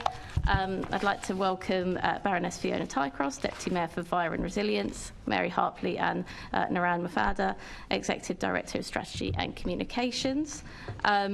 Did you, one of you, want to open up with some comments on this? I'm really happy to. Happy to open with some comments, and then I'll hand over to Fiona. So, firstly, thank you very much for your time. We are proposing to transfer the London Resilience Group from the London Fire Brigade to the GLA. The London Resilience Group would be merged with City Operations Unit that sits within my Directorate of Strategy and Communications. Both teams are already planning key roles within London Resilience. The London Resilience Group provides the secretariat for the London Resilience Forum and supports the local authority gold arrangements as well. And the City Operations Unit supports the GLA's gold arrangements and operates LSAT, which is the London Situational Awareness Team, which provides the GLA and other key agencies with 24/7 situational awareness. It also includes a function which looks at long-term chronic risks to London resilience. We recently commissioned a report to look at how the split of responsibilities between the two teams was working in practice, and to take a view on what resilience arrangements would be best for London going forward. And this is also in light, as you're aware, of several inquiries that are still ongoing and that are also due to report. The report found that there was an opportunity to improve cohesion and avoid duplication, and recommended we consider a merger. The merger will bring our resilience arrangements into one place, integrating our services so we can have an end-to-end approach from policy to prevention to response. The new team will be able to better serve London and Londoners. It will use the resource we have much more effectively, improving the support we can provide the GLA, local authorities, Cat 1 responders and the wider resilience partnership. We are still working through the detail, but it was really important for us to come here early and let you know that this was our proposal, and we're really happy to follow up once we've firmed up our proposals much further. Thank you. Thank you. Can I just add to that? Because obviously, as members will be aware, I'm chair of the London Resilience Forum, so I work very closely with both the London Resilience Group and with the City Operations Group as well. And as Niran said, at the heart of these plans is just making sure that we've got the best structure that will support resilience for London and Londoners. So I'm hugely supportive of this change, and I think it will strengthen London's resilience. And we now just need to work through the detail to make sure we get the right structures in place. Just to let you know which of the partners we've already sort of consulted on this sort of at a preliminary stage. So we've spoken to the London Fire Commissioner, the Deputy Chairs of the London Resilience Forum, the local authorities panel and the chief executive of London councils, because everybody in that group has got a vested interest in the current structures. And I have shared a high-level overview of the proposal with the full LRF membership at the most recent meeting of the LRF on the 2nd of November, albeit with detail to be worked through.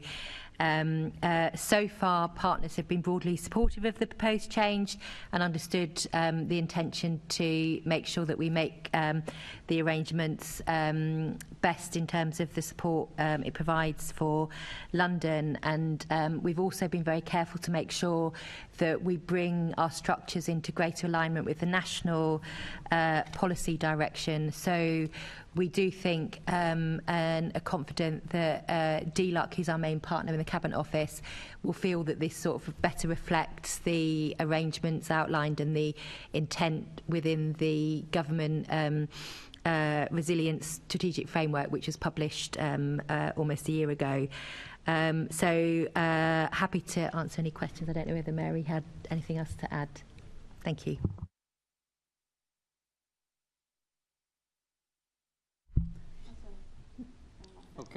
Thank you. I'm really pleased to see you here, Fiona, because one of my questions was going to be, what does the Deputy Mayor think of this? Because you have been through major incidents in London whilst you've been in your role, and also the pandemic.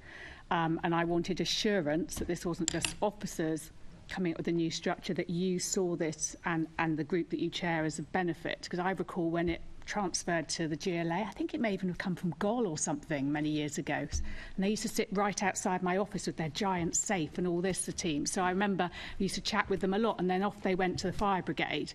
And so I was thinking, is this a backward step, them coming back? So your assurance on this, I think, is really important to whether this will make things better, and does it actually need more resource rather than actually you're saving money by bringing it together? So the intention isn't to save money, it's to bring the teams together to make sure we've got much closer alignment in terms of how they work. So I think they have worked really well throughout the pandemic and throughout other incidents, but I think the one thing that's driven that cooperation has been by the force of personality. And I think so this is about form reflecting the function rather than us relying on people communicating across organisations.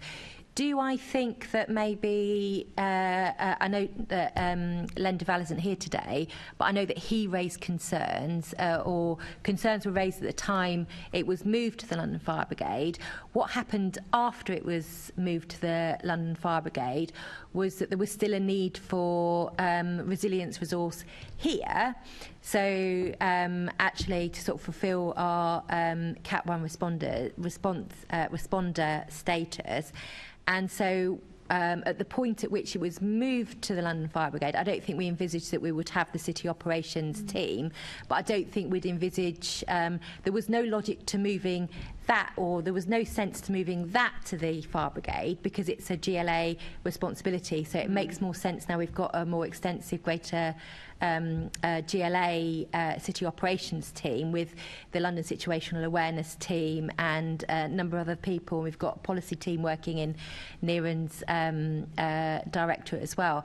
It just seems to make sense, sort of reflecting on all the different reports and strategic frameworks and the Manchester Arena inquiry report, and looking ahead to what may or may not be in future inquiry reports. It just feels logical for the teams to be sitting together, and I think that I'm really confident that this will be a more streamlined resource in terms of the way they work. It isn't about saving money, and I think that there will be potential costs. I mean, I'll let Niren go into it for onboarding and so forth, but actually the benefit to London of the teams working together and being part of one wider team within the directorate, I think would put us in a better place where we will have another incident or a long-term response we need to run. I think that will be more straightforward and more logical in how we then address it, rather than just having to sort of manoeuvre and be pragmatic and sort of manage things through people communicating well because they're good communicators. This will sort of channel it all through one system, and I think genuinely I would not be sitting here today if I didn't think it was the best thing for London and Londoners. Okay, no, that's the assurance I wanted to hear, because having lived through one move, I just wanted to make sure from your practical experience that it would work. Thank you, Chair. Assembly Member Prince. Thank you. Baroness Twycross, thanks for all you're doing on, or trying to do on Launders Lane, by the way. My question is, in the consultation, are you talking to voluntary groups such as St John's Ambulance? Because when things go wrong, they really step up, don't they? I can just so we have currently a piece of work around kind of community resilience, and that is work that we do really closely with the communities team as well as communities right across London. So yes, very much so, both in that voluntary space, and the other thing I would say is that this is also about our resilience partners, and we absolutely see the voluntary sector as being part of that partnership group. So to that extent that the voluntary sector is part of there's a voluntary sector panel that sits on the LRF, so they're part of the consultation, not necessarily the individual organisations, but the panel that would encompass quite a lot of those organisations. Would it be worth just writing to those organisations directly? Because I think the organisation I've mentioned is the work they do is invaluable in those situations. We'd be really happy to. I mean, I think as we as we go through the process, and once we conclude the process with staff, we absolutely will, and we are continuing to anyway engage with stakeholders throughout this process. But at the conclusion of this, and once we have all our structures in place, etc., we're really happy to write to partners and let them know exactly how it's going to work. And the other thing, obviously take your assurance on the fact that this is not a step backwards, as Assemblymember Pigeon referred to, but the nice thing about it, currently being within the fire brigade, quite often most emergencies I can think of, they would be one of the first responders actually. So would that create a break in that, or how does that work? No, I think that it would be worth that any Assembly member that wants to talk through how it would work in an incident, I'd be happy to sit down with relevant members of the resilience teams that we have to talk through how that would work. So the LRG is currently hosted by the London Fire Brigade. They're more or less integrated, so they've got line management up through the fire brigade, but I'm confident that it would not sort of have any of the... So the formal processes whereby the fire brigade would talk to the London Resilience Group, would talk to the Met, would talk to TfL, that is standalone, and I think would work just as well, if not better, if the structure's here, because you've got the situational awareness team here, and they will then be plugged in much more closely to the London Resilience Group and the duty officers of the London Resilience Group. So I think it would be more streamlined in that sense in terms of the comms if something happens. Loads of the inquiries that have, so the Manchester Arena inquiry and other inquiries previously have sort of noted the need for emergency services to communicate effectively in the event of a major incident. This is something that the Resilience Partnership practices routinely, and Pat Gorburn, who some of you know from the LFB, who's one of the deputy chairs of the LRF, really pushes on this both within the fire brigade and with the Blue Lights panel in terms of making sure that the liaison officers between the different emergency services really do communicate effectively, as well as sort of linking in routinely to the GLA as well around comms. Thank you, Chair. Thank you. Assembly Member Cooper. Thank you, Chair. I just wondered if we could dig into the detail. Assemblymember Pigeon has just referred back to the changes in 2015, so I'm not going to ask about that because I was quite interested to see that not quite the hokey-cokey, but we are kind of reversing something that we did fairly recently. But what we don't have, because this is a very outline proposal at the moment, is anything to do with the expected costs, the financial costs. We haven't got a proposed structure chart to look at for the newly merged structure. Whether there's going to be any changing to the grades of employees in the new structure, either up or down, and also quite importantly, obviously, whether anyone is going to be made redundant as a result of the proposals. It would be good for me to kind of get an understanding of that. Obviously, line management arrangements we were just touching on are going to change. So, what's the impact? Yeah. So let me start with the. I'll try and work through your questions. So starting with the line management. So I am the ED for Strategy and Comms. We are looking to use some of our existing headcount to employ an assistant director who will oversee the entire unit. This is a new post, or you're transferring? So this is about. So we are transferring 21 posts over from the London Fire Brigade to the GLA. We propose using one of those posts, so as head count. I would just say that and the reason we can do that is because there are currently vacancies, so we are not making anybody redundant or anything like that. So there are a number of vacancies that sit within the London Fire Brigade at this time. And so we are going to be transferring the team over. We are not making any redundancies. We need to go through the 2P process. So that is a process that we wanted to come here first before we started that process. So we now need to go through have a consultation and go through the 2P process.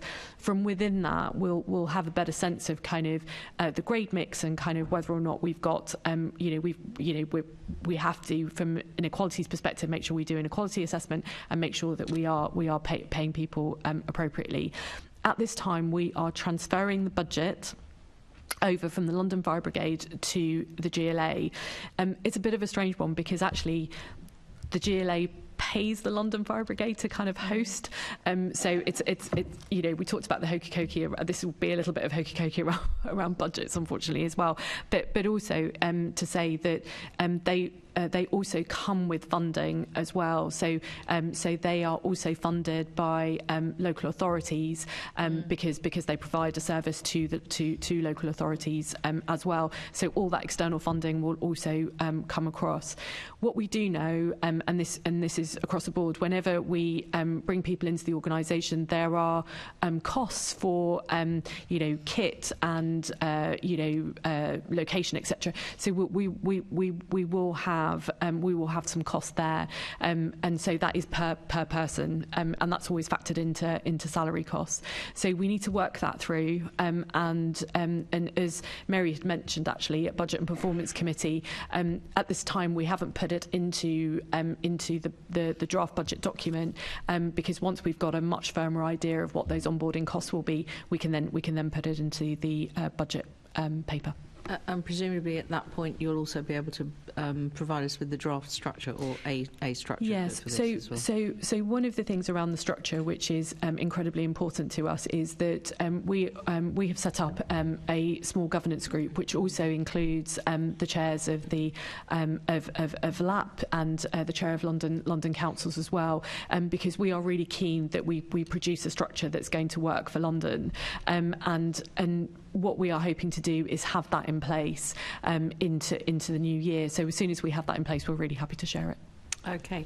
My final question was just about the consultation period with the recognised trade unions, both at the GLA and the LFB, and what kind of length of time would you be looking to, and have you already started having informal discussions, or you're going to wait until you start going through the formal 2P processes, or if you could give me an update on that? Yeah, sure. So we have started informal conversations both with staff and with the unions, because obviously there is no way we could have come here without letting people know that this was going to happen. But we and also they are aware of the review, and so it was really important that we spoke to staff quite early on, and I have to say, just a really big thank you to JP, who manages city operations, and Toby, who manages the LRF team, because they have really looked after their staff through the process, and in fact even the London Fire Brigade Commissioner and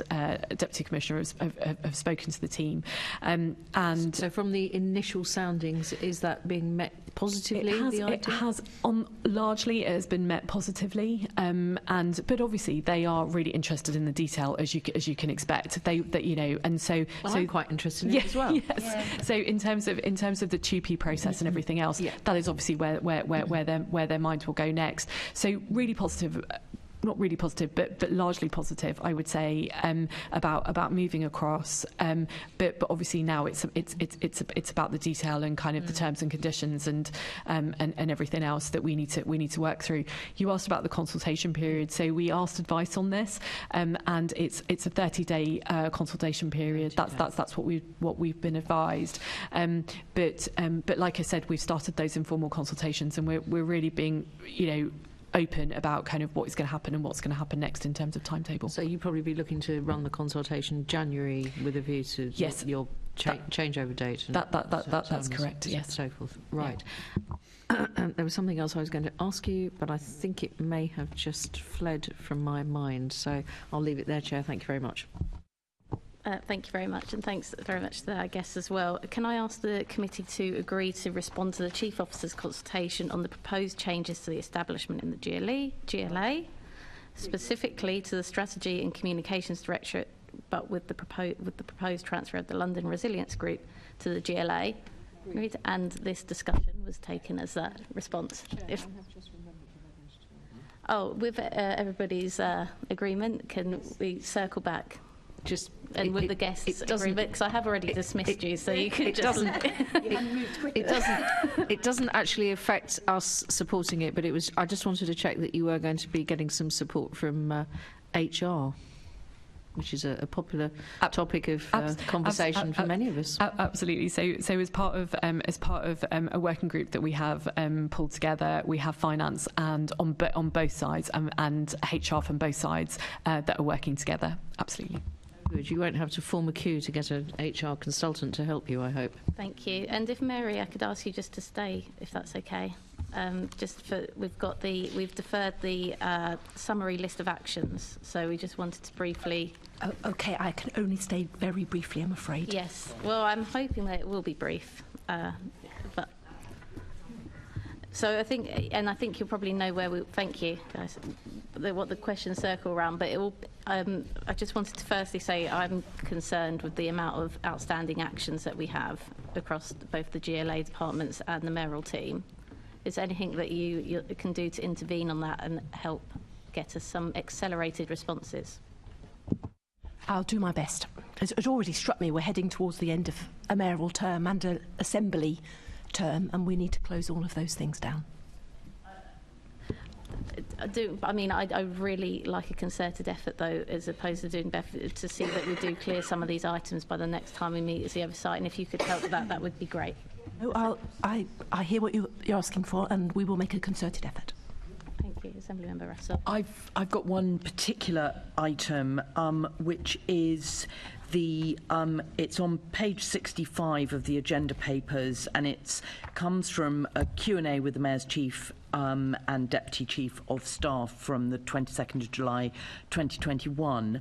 There are two actions, and in the status it says that they're completed, but actually only one of them is completed. And the important one, which actually there was then a year later an Assembly motion about, is the establishment of a forward plan for mayoral decisions to support the Assembly in conducting pre-decision scrutiny of the Mayor. So I just wonder if we can make sure that that one doesn't get lost, and that it gets reported back maybe to the next meeting in terms of progress. No, I remember the motion, and I will make sure that we don't assume that is completed. Thank you. Thank you, Mary. So can we note the completed and ongoing actions arising from the previous meetings of the GLA Oversight Committee? Noted. Thank you. And Mary, no, you can leave. Thank you so much for staying with us for a bit. Thank you. Okay, moving on to the item of contention, which is always, so I should say, unfortunately not always as exciting as it promises to be today, but moving back to item number 10, the GLA Oversight Committee work plan. And I think it's actually helpful at this point to do a brief history of time and go back to where we started with this, given the questions that have been raised. So since the Assembly passed the motion looking for an investigation into comments made in relation from the Deputy Mayor for Environment and Energy into external report, I think it struck us when we were discussing it as the Oversight Chair and with the scrutiny team that perhaps this posed some wider questions about interaction with external reports and how we can promote public confidence and what we do about that. So that was taken the two group leads to ask about how we could possibly do that and what we could do at a pre-meeting. Assembly Member Pigeon wasn't actually present in that meeting. She was substituted by Assembly Member Bakari, who stayed for that discussion and was amenable to it. But I think we've recognised today that actually the message of what happened in that discussion didn't get back to Assembly Member Pigeon, unfortunately, which has caused some discomfort, I think, today with the work programme, understandably. When we had that meeting, Assembly Member Desval made it quite clear that he was happy to go ahead with a meeting, but it would be in December. And I just checked back on the email there to clarify that as well, that was the message that was received, was that he was happy to do it if a majority of people wanted to look into this, but that would have to be in December. So if we fast forward to this week, on Monday, Gino was told, in the brief history of time, the important bit that I forgot there is that we received the letter from Richard Watts talking about the investigation that he'd made into the claims and regarding the Deputy Mayor. And as part of that letter, he'd said that he would be happy to come and speak with the committee. And so on that basis, we thought that that would be a good thing to take this discussion up and let them speak with the committee, as they had suggested would be a good idea to do so. This week, we were thinking that if that was a potential meeting that would happen, that would probably take place in the new year. This Monday, however, it was confirmed that they could do that, and they would be happy to do that in December. I spoke about that with Gino on Tuesday, and said, yeah, we can look to do that then in December if that is the date that I presumed had been most pleasing to everybody. And so that was again discussed this morning on the Thursday as to whether that would be a way to go forward. So I think obviously all that has happened at pace. When you think from Monday, we weren't expecting this to be something they were thinking about into the new year, and to now, off the back of the inclination of the Labour group to want to do this in December, we'd thought that we had to bring this forward. I'm now sensing that members of the committee don't want to look into how we create confidence in external reports.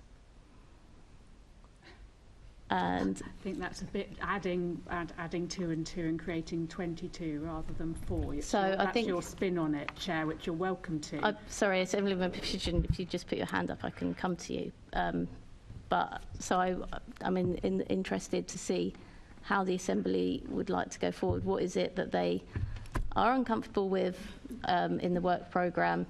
Because obviously, like we said, and I think we said this from the start and made absolutely clear, we weren't looking into this as a code of conduct. That is not, or to specifically delve into trying to bring out or create criticisms around one case, but looking at how we create confidence in the GLA going forward. And that's been kind of the basis that had been agreed. So obviously sensing the discomfort, be good to understand that in more detail. Assembly Member Pigeon. Okay. I did not expect to be coming here to discuss this and having a very cross discussion. But let's be clear, there is a process for agreeing a work programme outside of these formal meetings. As chair, or chairman as you like to be called, you have not at any point emailed me or phoned me to say, I'm looking to add this item to the work programme. You weren't at the last meeting.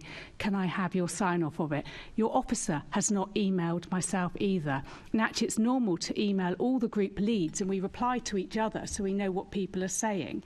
At the pre-meet, an email was read out which said the Labour group did not support this. So I think, we're kind of getting a take on what has been discussed. I fully supported that motion when it went before the Assembly because of what had been in the press, and I was hugely concerned about it. I have then read the response we've had from the Deputy Chief of Staff.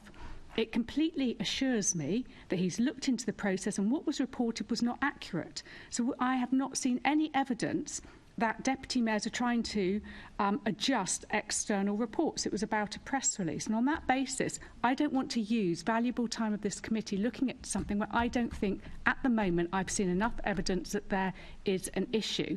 And that's why I would like that item removed from the January meeting, because we had not agreed it, and I don't wish to support it at this time. It's up to other groups and members whether they feel the same. But there is a proper process, and we have a proper process around scoping reports and stuff, and none of this has gone through that. And I think that is very poor. And given over this last year, we've really been trying to improve that on all the committees in terms of properly scoping things out and engagement between chairs and other lead members. It's unfortunate that we're in this position today. Yeah, so just to respond to that, Assembly Member Pigeon, I think that was one of the first things that I took accountability for, was the fact that that information hadn't fed back to you. So I don't think there was any denial that that process wasn't followed, and that was, I think everybody knows, unfortunately, a little bit due to the fact that we don't have any staff in our office because they've all gone to the mayoral team, and I think there was a breakdown in communication of how that was to be fed back. So anyway, so I think between I'm trying to take accountability and not blame the scrutiny staff, because I think ultimately as chair I would like to make sure that you get that information, and so I'm saying I understand that. However, I think the item is not as discussed, and as I made clear, a code of conduct or investigation in one particular member, but it raised wider questions, and we were taking up the offer that was extended to us by both Richard and Shirley to come here. And we thought, since they'd offered, that was a good thing to progress. And I have just checked the email as well from the Labour group, suggesting that they did want that meeting to take place in December. Assembly Member Cooper. The email from Assembly Member Duval, which is addressed to Gino, says, we don't see a need for this meeting. It then goes on to say, however, if a majority of the other groups would like this to go ahead, then we would acquiesce to it, if you like, because obviously, you know, from our perspective, we feel very strongly that scrutiny must continue to take place, but we are, if you like, because the mayor is a Labour mayor and we are the Labour group, we wouldn't wish to stand in the way of that scrutiny, because we think that scrutiny is an important principle. We're here as Assembly members who are scrutineers. However, given that the proper processes of ensuring that there was sign-off from all group leads for this item appear to have, however this has happened, but seem to have fallen down some cracks or fallen by the wayside, and Assembly Member Pigeon certainly feels that she has not been consulted, and that there have been material changes, I think, to the situation in the light of the contribution from the Deputy Chief of Staff, Richard Watts. I don't see that we are in a position where the overwhelming majority of all the groups on this committee are happy to proceed with this item, because it hasn't, apart from anything else, been properly consulted on through the group lead process. So I think we would be supporting what Assembly Member Pigeon is saying.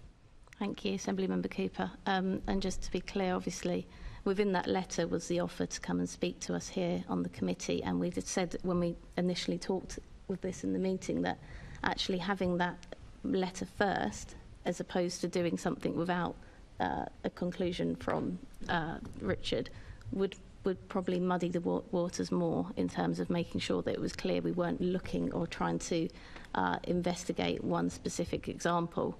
So it was kind of taken from that initial briefing that the letter was helpful, which was the interpretation that we had. Assembly Member Russell. Well, I echo everything that was said earlier by Assembly Member Pigeon about the discomfort of having this conversation in public. I thought we'd agreed at the pre-meet this morning that we were going to take it away offline and discuss it between group leads. I think that noting the agenda item with that line deleted doesn't prevent you having that conversation with group leads and us actually discussing it properly. I know that my reaction to the letter from the Deputy Chief of Staff, I've looked up the email that I sent to my group and our head of office saying that my opinion was that this was a very clear and good explanation of what had happened, and it satisfied all the queries that I had. I also know that that would have been the opinion that I expressed in the meeting, pre-meeting, 2 meetings back, when apparently there was a kind of this extra meeting was mooted. I don't remember the detail of that meeting 2 meetings back, and we didn't have any follow-up in writing after that discussion at the pre-meet. So I think we are looking at a situation where our processes have fallen over and are not supporting us. I think the best thing for us to do right now would be to just to note the work plan, but without that particular bullet. And I'm very happy to agree to have a conversation with group leads out of this formal meeting situation where we discuss it and actually and work it out. You can always bring it to bring it back into a future meeting, but I think in terms of noting it for today, the easiest thing is for us to strike that bullet out. Thank you, Assembly Member Russell. And so I think that was why I wanted to make it clear how we got there, as you said, and didn't want to have this in public. But I think, given that the suggestion by Assembly Member Pigeon wasn't given to us in the pre-meet, unfortunately, this is where we've ended up now, having to do so as the item arose, when we could have obviously much more easily had that discussion in private, and I'm sure most of us would have preferred to do that. So it's unfortunate that we didn't have that today, and I was that suggestion this morning at 10 o'clock. So given that we've just had this move now, and as I say, we would have been better earlier, I think, and what we said and how I initiated the discussion was saying that we would leave it open for groups to discuss. That is still on the table, and I think everybody is happy with that. So I'm happy to go forward with deleting that line. Yeah, agreed. Sorry, I've not finished just quite yet.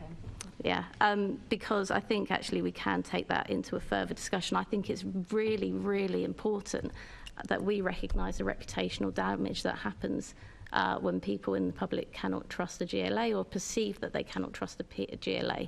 And so to have to look, and so being able to look into that and provide clarity on that matter and provide clarity on where those boundaries lie would be a really good thing to do.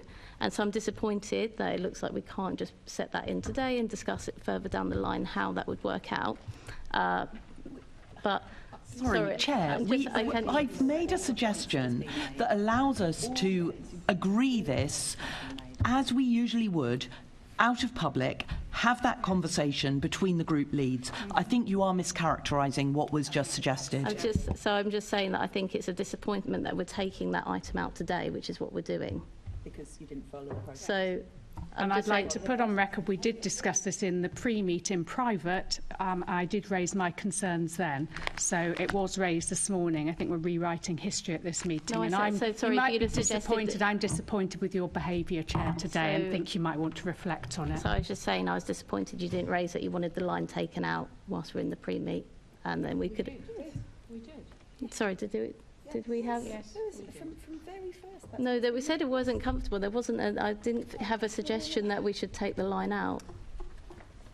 Listen, you're making an absolute meal of this, and it's not doing you any good. It's really Chair, can we move to... we are going to move to take it out. Can we please... thank you. And also, can we move to finish? I mean, it's apart from anything else, obviously, our group lead is not unfortunately present today, and I think it would be much better that we proceeded to have that discussion offline with all of the group leads available for that mutual discussion. So I would like us to... terminate this element of the meeting. Thank you.